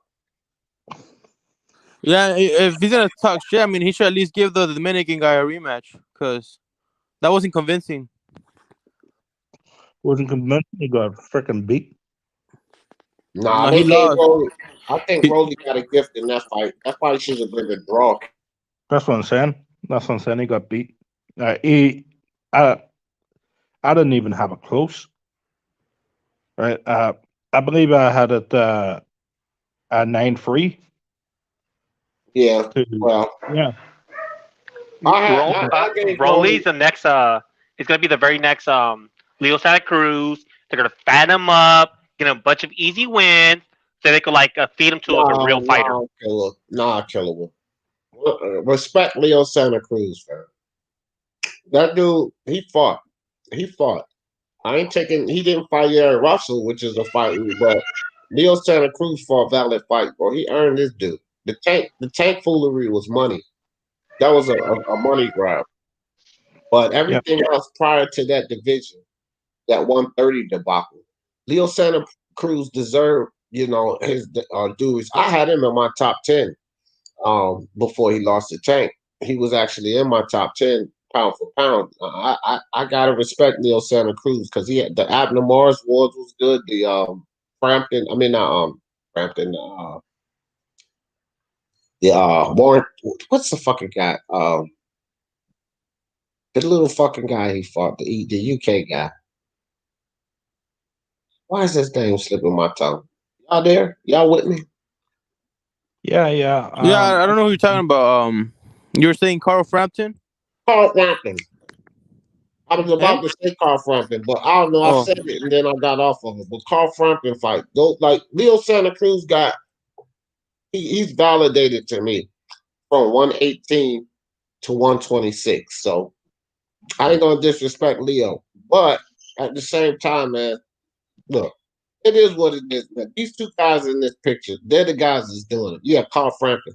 I said it. I don't know why I pulled off of it, IBT. And he's still a 4-division champ. I mean, whether Floyd gave him the belt or not, I think his belt was. You look at the fight with Flores, he had a harder time getting his belt than Canelo had getting the one from Rocky Field. I mean, Flores put up a little bit of a fight, so what can you say? That's not fair to Flores. There's no way a Rolly is anywhere near the level of Canelo. Come on, that's not fair. No. I said that Leo had a harder time getting his belt at 130 than Canelo had getting that belt from Rocky Fielder. Canelo beat the hell out Rocky Fielder. Yeah. Leo at this point, who can't he beat up? Round fight with Miguel Flores, so it was a harder fight. That's all I was saying. Yeah, but who right now from 160 to 168 can Canelo just do that to? Canelo's at a different level for everybody else. Yeah, that's not fair. You're missing the point, fam. You're missing the point. This is you actually really validating my point. This is why Leo Santa Cruz and what happened at 130 is really not to be talked about. So you actually validating my point. What's up, G Boogie? Yo, what's going on, bro? Oh man. Hey, that was an excellent. Yeah, what's up, salute, brother? What's up? Salute. Yeah, man. You guys were talking about the fight, bro. About the Canelo fight. It was a great fight, bro. I think Canelo's showing different wrinkles in his game, bro. He's really showing that he's evolving as a fighter, and that's what you get with hard work and dedication and experience, bro. Staying in the gym, staying in shape, practicing your art. You know what I'm saying? And that just shows what Canelo's all about. I had to fight 10-2, bro. I only gave Callum Smith 2 rounds. He put a beating on the Ring Magazine champion, bro. And a lot of people don't know what the Ring Magazine means. When you have the Ring Magazine, bro, you normally get it when the number 1 fights against the number 2 or the number 3, bro. So this dude wasn't no bum, bro. As people like to say, as a lot of haters, I see in other chats and videos and Instagram and shit, bro. He wasn't no bum. So Canelo, bro, I want to see Canelo. I really do want to see him against Caleb Plant. I want to see him against another champion, whether it's Caleb Plant or Billy Ho Saunders, bro. It's a fight I want to see. What are you guys' thoughts on that? Yeah, you give him one more round than I did. You give. Hefe, is the PBC and Caleb Plant gonna be ready? Because this will be the 3rd time he offered them to fight. Bro, if he doesn't take this fight, this coming up fight, bro, I would just say Canelo, just say fuck him. He doesn't deserve the payday. You know what I'm saying? He doesn't deserve the clout. So the dude could just fuck off, bro. You know what I'm saying? Caleb Plant, he's an okay fighter, bro, but they're trying to build this dude up as I don't know, bro, like he's a white Mayweather or something, bro. It's really disgraceful, bro. When the dude got beat the fuck up by Usatagi, if we really think about it, in the late rounds. Yeah. Hey D, you know I hate PBC, correct? I don't think it's like any mystery that I hate the PBC. It's not hate PBC, but I will defend Plant. If he rejects Canelo's next offer, I agree with him, and it'd be very smart. Why? Because once Canelo has that 3rd belt after knocking off Billy Joe Saunders, Plant can ask for anything he wants because Canelo's gonna have to give it to him. So whoever holds that last belt. That value of that last belt for Canelo is going to be like insane. Sort of like Joshua when it comes to like the WBC belt. Joshua will do anything for that belt. So Plant would be smart to not take that fight. Outside of that, Plant is garbage. Killer. No. First off, he's a champion that's about to fight Caleb Truax. When he gets to Caleb Truax, he cannot turn down a Canelo fight. He cannot, as a champion, he cannot turn down that fight. And he doesn't have who is Plant? He doesn't have the guy to sit back as the final speed. He doesn't have the power to do that. He doesn't have the resume. Like, what is, I don't understand what he's in the position almost of a Demetrius Andrade fan. Nobody in boxing got the resume. No, they don't. The thing about boxing though is It's all a bunch of politics, and guys don't want to fight each other. Like, salute to you guys. I feel you on. I don't know if I feel like Canelo is pound for pound number one, but the reason he has the resume he does is because he has the name behind him. He got the fan base behind him. These other guys aren't going to get those big fights like Mosley going out, Cotto going out, that Canelo's going to get because he already had that notoriety coming in. And Andrade, there's no way he's going to get these fights because they're all going to use the same excuse. Oh, it's too high risk, low reward. So you can't really look at these other fighters and say, oh, look at your resume. Look at your resume. Everyone's playing these games and waiting on Canelo. I agree with what Andrade said. Andrade said, we need to fight each other and not sit around begging Canelo, oh, give me a shot, give me a shot. Like, to me, that's the main problem with boxing right now. Yeah, they want the reward without the risk. Well, Andre has two options. Put the heat on Eddie Hearn in the zone to get in the ring with GGG because they're all in the same stable. Or go up, challenge Billy Joe Saunders at 168 and attempt to win that belt because that's not a foregone conclusion. I don't know why these Andre fans see something in this guy. I don't think it's there. I really don't. But anyway, he could challenge Billy Joe Saunders. If he is to win that, then he becomes appealing to Canelo. The problem is that they want to sit around, just like Will just said. They want to sit around and wait on Canelo. Canelo should not have to go through 1, 2, 3 of you guys. He shouldn't have to do it. Okay? So if you're going to make yourself appealing and put the heat on the zone and put the heat on Eddie Hearn since he's the zone middleman to make that fight happen with GGG. Why? Because you become appealing. You're a unified champion now at 160. Now you're appealing. Or your second option is to challenge Billy Joe Saunders and take that belt. Now you become appealing. But he's been doing that. He's been calling Billy Joe Saunders' name, and Billy Joe always comes up with a new excuse. Now he's saying vacate at 160. So I know you're serious. You know what? What you're saying is bullshit, and I can prove it. Someone else is grabbing that title. Hold on, Killer. Hold on, Killer. No, it's not bullshit. Billy Joe Saunders has fucked up three times sideways. Now I ain't gonna blame. I'm not. Hold on, Killer. We ain't gonna blame Andre for Billy Joe Saunders' foolery. We're not. We're not even gonna slide that one in. Like all of these, there are different situations in boxing, but they were supposed to have that fight, Andre and Billy Joe Saunders, and it was not Andre's fault at any level, sir. At any level. Okay. There's no one at 160 that Andre hasn't tried to make a fight with. He's just not getting the fights. He's been calling out Carlo. He's been calling out Triple G. He's been calling out Saunders. So he's not just waiting on Canelo. Hold on, Will. Hold on. It is just waiting on Canelo because people always say that. But what do you know what the offers entail and why some of these people turn down the offers? Because some of the offers, there's no way for any of us to know. But from what Eddie Hearn is saying, I don't know how much I can believe it. But what he's saying, he offered Charlo X amount of dollars. He said once I heard 5 million, then I heard 7 million. So we don't know. Charlo's he gets to, but I'm saying who is all of these other guys?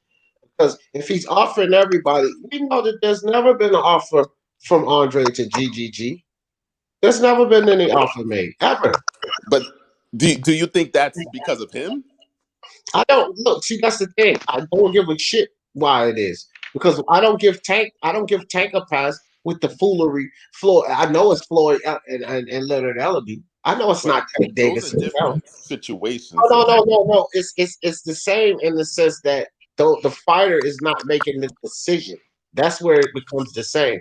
I don't care what the situation. They're trying to build a star. Right. But people are more willing. Demetrius Andrade in foolish fights. Like, let's keep it real. And it's because I agree with that. But I'm saying with Gervonta's situation, he got the notoriety. Big money is going to come from that if you fight him. Guys don't want to fight Andre because they don't think it's good. Like they don't think they're going to get that. They're saying it's high risk, low reward. So I feel like it's different situations. Maybe they're picking and choosing, but Andre isn't in the position to pick and choose and say, "Oh, I don't want to fight this guy. Oh, I can fight this guy." No. No, but if Andrade, Andre fans say high risk, low reward. The fighters are saying no reward. They're not worried about a risk. It's just a fight that they don't need to engage in because there's no reward. No one. Listen. Do you think Charlo thinks that Andre's a high risk to him? I doubt it. Do you think DGG or Canelo thinks that Andre's a high risk to them? I doubt it, fam. Only his fans are saying high risk, low reward. That motherfucker's no risk. He is the weakest link of the 160-pound division. And I mean that in the sense of in the ring, his value, his stock. He is the weakest link everywhere around. None of them have the amateur background. Hold on. He is the only champion who has not defended his title well. The only one. That hasn't defended it well? Who is he defending against? At that 160 who's trying to fight him? Look, here we go. We're not talking about reasons why. We're talking about the actuality of the situation. He is the only champion who has not defended his title well. Period. Those are just the facts. The truth hurts. So he is the weakest link at 160. He has no stock. He has not. What do you mean defended it well? Okay, so Charlo just finally defended his title well because prior to him fighting Derevryanchenko, I wasn't giving him credit for Brandon Adams, Hogan, and Matt Horrible. Okay, so he finally defended his title against a valid guy and Sergey Derevryanchenko. But when we look over at Andre, let's start from 154 when he won the WBO title, and he didn't defend that well. That's 154. Who had a shot and he got it in a vacant title fight. Hold on, Will. And he got it in a vacant title fight. He didn't even beat a champion to get it. So he leaves 154 and he repeats the same thing at 160. Vacant title fight again. Don't beat a champion to get it. And he has not defended it well. Okay, I have a rebuttal to that. Go ahead. At 154, he was waiting on a Canelo fight. Canelo didn't want to fight him. Once he vacated, Canelo fought for that title right after. Same thing at 160. Canelo said he wants to unify the division. Andrade is the last missing piece. If he's the weakest link, get him out of there. It was not ever the last. Get him out of there. He's the last missing piece. But instead, what did he do? He's going. What do y'all call with these narratives, man? What do y'all call with these narratives? Because it's like I know I say this. I'm not making this up. If I'm making, I know. Okay, well, it must be something that you heard through the grapevine or something. It was never a situation. There was never a situation. All you got to do is follow the timeline because you got to remember Canelo and the stripping situation, right? There was never a situation where Demetrius Andrade was the final piece. Never. He's the WBO champion. I said it was never a situation where he was the final piece. Like Crawford went to fight and Dongle. That was it. 4 belt was done. Tyson Fury goes to fight Anthony Joshua. That's it. 4 belt is done. It was never a situation like that with Andrade and Canelo. Never. But Canelo he was a WBC franchise champion. He won the WBA, and he had the IBF from Triple G. So the last remaining strap is the WBO. Right. And again, y'all don't talk about the stripping situation. At that time, had he been engaged in that fight, he was going to be stripped. He was going to be stripped unless this is why he had to dump the belts, bro. Y'all always don't and I'm not saying you personally will, but people always make these statements, build these narratives without the context. If you're going to engage in a fight, unification or not, people say, well, I thought unification trumps mandatory. Not if the sanctioning body say I'm stripping you. Who strips people more than any other sanctioning body, no matter what? IBF. So he would not have had the title. These are the facts. I'm not making this shit up. These are the facts. He would not have had the title. It would not have been a 4-belt undisputed match. What do people not get about this? And so it becomes a situation where Demetrius Andrade, once again, ain't fucking worth it, fam. He ain't fucking worth it because he has so much more ahead of him. Okay, to the new guy who just came on, how long did Canelo have the IBF title? to you, Will. How long did he have the title for? The IBF. Are you talking to me? Yeah, I'm talking to you. How long did Canelo have the IBF title for? How long did he have it? Well, you're the one who said he dug Andrade. Why don't you tell me how long did Canelo have the IBF title for? He won it against Jacobs. When? In what was that? 2019. Yep, May of 2019, May 4th, and when he got stripped. When was he stripped? August 2nd. So can you tell me at what point did he have a chance to unify with Dudu? This is what I'm saying. He didn't, man. He didn't. Look, Kilowatt. That's all facts. That's all facts. What you're saying. Here's the thing, and this is why I say, like I said, Will, this is not a narrative that I'm saying you created. This is a narrative that I have debunked time and time again when people come at me with this, because I don't put out this bullshit, man. You know what I mean? I only try to supply the people that's willing to listen to the truth.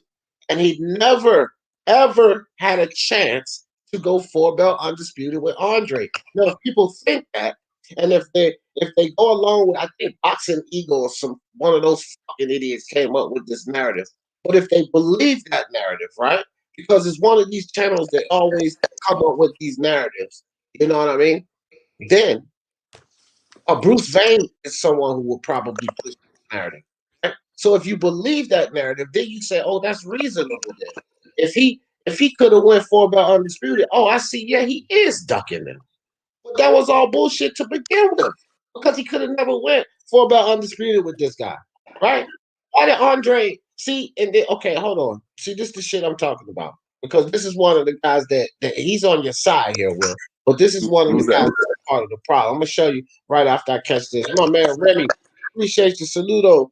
Fuck your feelings, Jefferson Mihamano. I appreciate you, Remy. And everyone. Andre's fighting style is sloppier than my first white sexual experience. But okay, then how do you feel about Canelo? Hold on, real quick, Will. Hold on, real quick, fam. So he said all the way until he ducked the Reverend Chenko and was stripped. Okay, so we want to talk about ducking the Reverend Chenko, Boxing Logic United. Will you put into the chat why Demetrius Andrade did not take the Derevianchenko fight? Whoa, you think he wouldn't fight Derevianchenko? Oh my. See, you guys. You said what? You said what? Why would he not fight down? So obviously, by you saying this, Will. Obviously, by you saying this, sir, you don't know that he turned down the opportunity to fight Derevianchenko when he was undefeated, fam. You must not know this. You cannot know this because you're saying this now. You can't have a clue of that because you're saying I've never heard of that. I know you haven't. I know you haven't. Why would he duck? Do you know he pulled out of the Charlo fight? Do you know he pulled out of the Charlo fight? Yeah, years ago, but that was Rock Nation. Okay, so you know about that. I was just saying if you knew about that. So do you know that he turned down a fight with Matt Corral? Yeah. Okay. So, but you didn't hear about the Derevianchenko situation? No, the Derevianchenko, I've never heard that. Okay, well, see, this is the thing, man. This is why I'm always on Demetrius Andrade. So I don't look. It's not about with me. It's not about what people do know or what they don't know. It's about what I do know and derive at the truth, right? Because I always prove everything I say. And the information that I have, Will, is out here for all of us. We can all get it, you know? It's not exclusive to me. So anybody want to check my facts, just be my guest. Just be my guest. He turned down a fight with the Reverend Chenko. He didn't take it, which means, see, these are the things that can have you in a certain position as a champion where Jack Colque is not the best person on your resume, which currently is, and you're running around crying about nobody want to fight you when there was a lot of opportunities for you to have valid names on your resume, but you saw fit not to do it. This is the Andrade story right now. Okay, so then let's get back to why Canelo was stripped. Boxing Logic United said he had to fight Derevianchenko. So why didn't Canelo fight Derevianchenko? Okay, I'll get this If one, we're gonna D. hold it against Andrade, why didn't Canelo fight him? Okay, I'm about to tell you. I'm about to tell you why he didn't. Okay, first off, do you know who Canelo signed with at that time? Who? What, say that again. Do you know where Canelo was signed with at that time? Golden Boy. Not just Golden Boy, but another piece of thing. The Zone. The Zone was going to pay Canelo 35 a mil per fight. Well, guess what was going to happen? It was going to go to Golden Boy offered Derevchenko $7 million to fight him. Derevchenko said no. What's the next step? It would go to a purse bid. Well, Canelo was signed exclusively to the Zone. They went to a purse bid. That would have been an issue for Canelo, so he had no choice but to vacate after Derevchenko pretty much told him a number that he knew what he going to get. And that's why he got stripped. That's not nowhere you're ducking. He got offered $7 million, didn't take it, wanted more. Canelo passed. I wouldn't call that ducking. If that's the situation, I wouldn't call that ducking. Like, I'm not gonna, just because it don't work in my favor, I'm not gonna sit here and make up lies. If I agree with you, I'm gonna tell you I agree with you. But honestly, at the end of the day, my only point is I don't feel like Andrade is afraid of any of these guys. And when he said that clip, all right, I'm back. That clip you played, when he Right. said that, I don't think he was trying to shit on Canelo's resume. Clearly, Canelo's one of the best pound for pound. That's not what he's saying. What he meant was there's certain guys that are closer to his talent level that he should be fighting. Like, if I look, I'm not even an Errol Spence fan, but if I look at the welterweight division, he's fighting Porter, he's fighting Danny Garcia, he's fighting Lamont Peterson, he's fighting all these guys that are the top guys. He's fighting Mikey Garcia. He's fighting all these guys at the top at his weight class. But Canelo's kind of moving around and fighting Kovalev, Rocky Fielding. I'm not saying he's not one of the best. That's not my argument. But what Demetrius Andrade is saying, the best around this weight class is Charlo, it's him, Billy Joe, Caleb Plant. I give him 100% credit for Caleb Smith. I give him 100% credit for that. But that's what Andrade is trying to say. Okay, tell me who on Dudu's resume. It's not about resumes. If you have the name, you're gonna get the fights. Like, okay, tell me. Understand about that. Yeah, hold on, real quick. Canelo has Mosley on his resume. It looks good, but Mosley was 42. He got Cotto. He got Cotto on his resume. Cotto was on his way out. He fought 2 more times after that. He was 36 at the time. So Will, you don't give Devin Haney credit for Gamboa then, right? No, I don't give him a lot of credit for that. No. You can't. Not after you just tore down with what Canelo did. No, I don't give him a lot of credit for that because all those guys are fighting Gamboa on his way out. I can't really gauge that any type of way. Yeah. Well, look, let me get to this right quick. Myron says bullshit.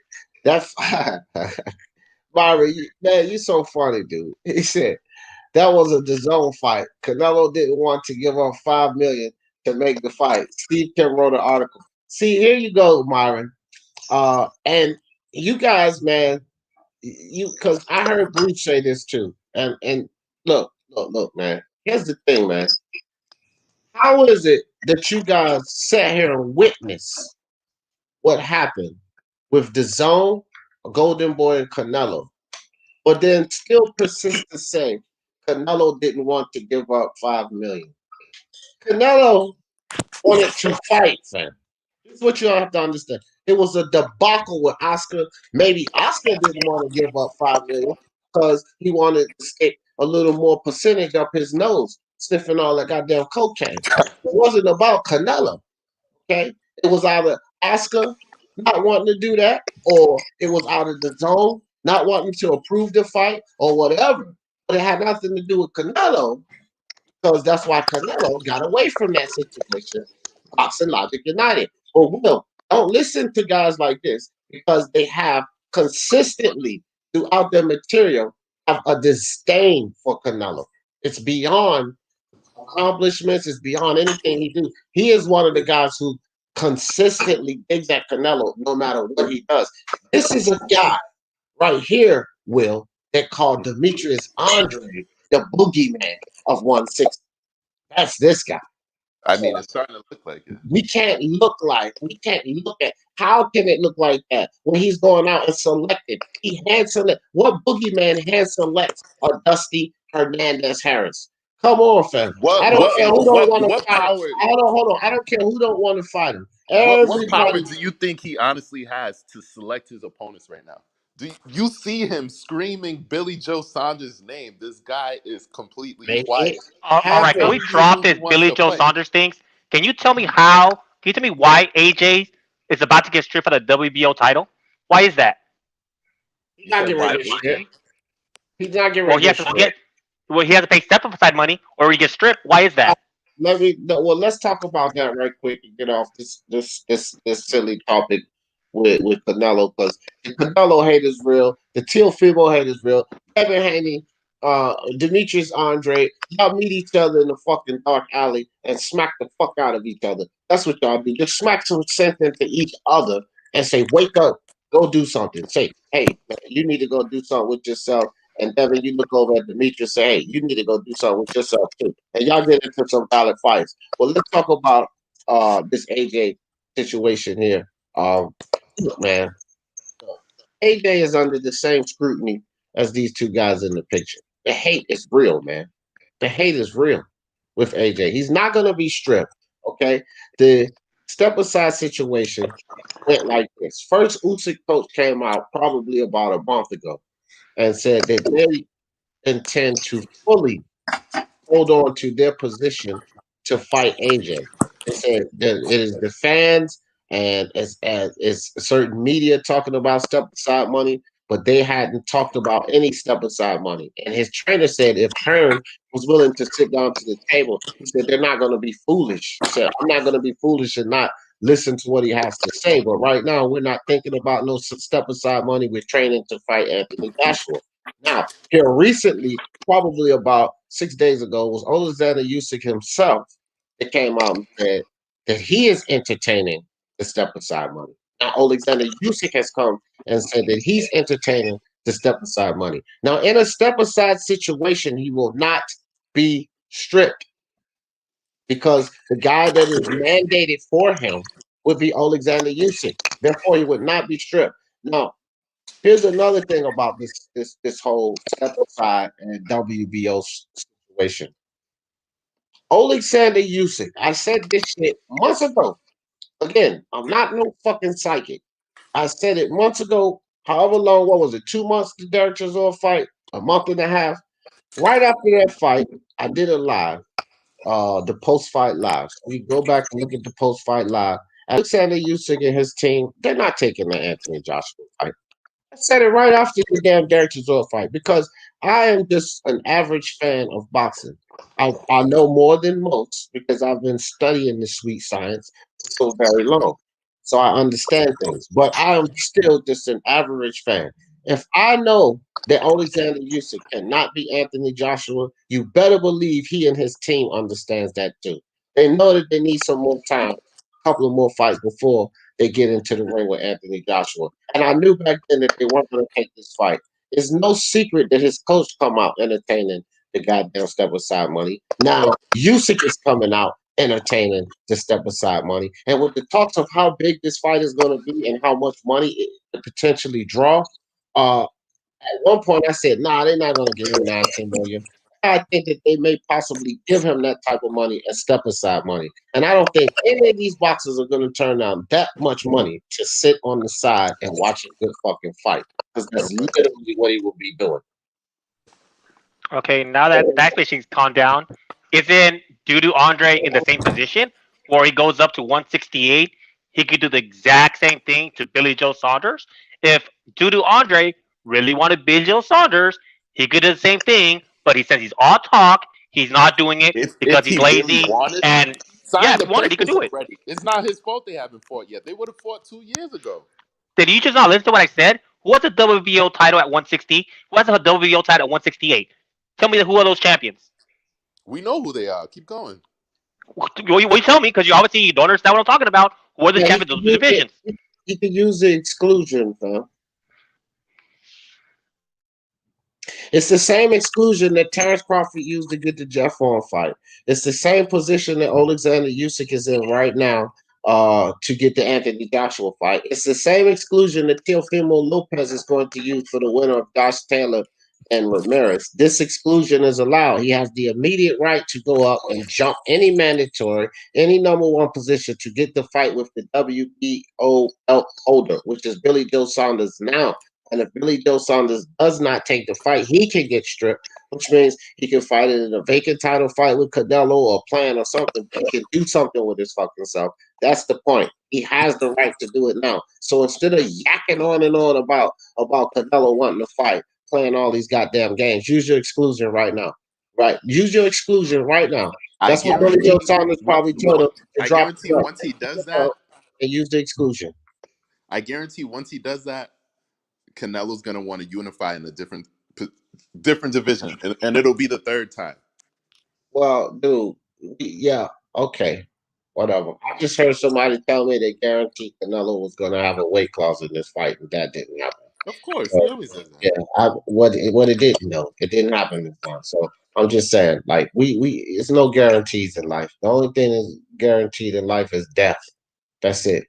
Ain't no guarantees, fam. Like All right. I mean, I'm gonna get off this, but salute to you guys. I just found you. I'm gonna follow you. Appreciate you, y'all fam. keep doing y'all thing. Appreciate it, dog. No doubt. So yeah, man. Oh my God! If Dudu did what I just said he did, and Canelo went to another different division, all I'll say was Canelo was ducking him. But until Dudu does his part, he's just full of wolf tickets. It's a joke. Yeah, man. Yeah. Andre ain't doing nothing but yakking his lips, man. He need to, like I said, he need to put the heat on her to go get the GGG fight, the same stable, or use his exclusion. Go fight Billy Joe Saunders. Go fight Billy Joe. Or mandate it. It'll be mandatory. But if people like, didn't Crawford just do it? Didn't Crawford just do it? You got the Horn fight worked out perfectly. Didn't Alexander Usyk just do it? The only reason that they was going to strip him over the Pulev situation, but Alexander Usyk and his team went to the WBO and they stood down. They said that they would stand down so that Joshua could get the Pulev situation done because they didn't want Joshua to lose the belts. So it's clear that initially, before the Chisora fight, Alexander Usyk and his team were dead set on facing Joshua, and they didn't want him to lose the belts. So they went to the WBO and they told the WBO that they would stand down for the Pulev situation, but they had to have Joshua immediately after. That's how Joshua got stuck into two mandatory situations. There wasn't a mandatory lined up for fighters. It was a mandatory automatically set in place because Usyk exercised his WBO exclusion. So it made him an automatic mandatory. So Joshua was locked into a double mandatory situation. This is how everything went. So Usyk and them are saying, look, we already stepped down once without any money or anything. We just allowed that to happen. We're not hearing that again. You have to fight us. So now if you're not going to fight us, it's going to cost you. But after that performance with Derek Chisora, they know they need more time. They know they need more time. So why not take $7 to $10 million and take more time getting a couple of more fights? He'll get more for step aside money from the Joshua fight than he will get for his next fight or whoever his opponent is. And those are the facts. Like say he fought Carlos Takam like he was supposed to before, or Oscar Rivas, or somebody like that. Andy Ruiz even. Say for Andy Ruiz. He'll get more money from the step aside fight than he'll get for fighting them. So I mean, it just makes it only makes sense for Alexander Usyk to take this money. Whoever's talking, calling Andre Dudu, sound like he's back. Man, he is Dudu Andre. That's what he's the perfect name. Dudu Andre. That dude ain't doing nothing. But anyway, Killer, give me some closing thoughts, man. Devin Haney and Dudu Andre got enough of it. Dudu Andre and Devin Haney have to stop being lazy. They both have paths going forward, so where they want to fight. Dudu Andre could go to Benito Saunders right now, get a fight, and they're gonna be forced to fight him. Then you have Devin Haney, who could fight Michael Williams Jr. at 140, which is where we all know Teofimo Lopez is gonna head to pretty soon. Be there ahead of him. Start working up those rankings. So once Teo goes up to 140, once undisputed there, he has a clear path to fight him. If they don't do that and they don't win, it's 100% their fault because they want to be lazy. And that's the end. Hey, man. Appreciate you coming through, Kalu. You know you're always welcome, brother. All right, guys. So I'm going to say it like this, man. Teofimo Lopez, Canelo Alvarez, y'all keep doing y'all thing. Keep attempting to be great, fighting the fights you need to fight, fighting champions. Keep moving uphill. And all of these guys is pretty much stagnant. Not really fighting the best competition. Not really moving uphill. Not really going in the right direction. Like Dudu Andrade and Devin Haney, who's really done nothing. His last 3 fights are not anything to be proud of. What is there to be proud of? You look at Teofimo's last 3 fights, and that's something definite to be proud of. What the hell has Abdulayev done since Devin Haney beat him? Absolutely nothing. And he's been fighting. He's been active. Masaoshi Nakatani was inactive, hospitalized, and actually came back to be a champion. Abdulayev, however, didn't have any of that. He's done nothing since Devin Haney beat him. What has Alfredo Santiago done since Devin Haney beat him? He's done nothing. He's done absolutely nothing since Devin Haney beat him. You see, Devin Haney needs to do something with himself. You talk about Lomachenko. How could Devin Haney part his lips and say Lomachenko doesn't have anything for him? Man, please. Devin Haney, go do something with yourself and cut out the nonsense. You need to fight Michael Williams Jr., Devin Haney. Since he's such a bum, since you call him a bum, well, use him for a tune-up. And when you get in that ring with him, see if Michael Williams Jr. is such a bum and the tune-up you say he is, Devin Haney. And Demetrius Andrade, Demetrius Andrade. Go smack yourself. Go smack yourself. Let me tell you guys, right before we leave, I'm going to tell you why I told Demetrius Andrade to go smack himself. Here's why. Is he the guy at pound for pound now? They already established that. I'm not going to say he is like the pound for pound guy yet because he hasn't fought all the top guys yet, like myself. Caleb Plant is out there. Right. They already established that, but I'm not going to say he is because he hasn't fought me. Man, please. Demetrius Andrade, who have you fought? Psh, y'all know how I always end this thing. For the love of sports, let's talk about it. Peace.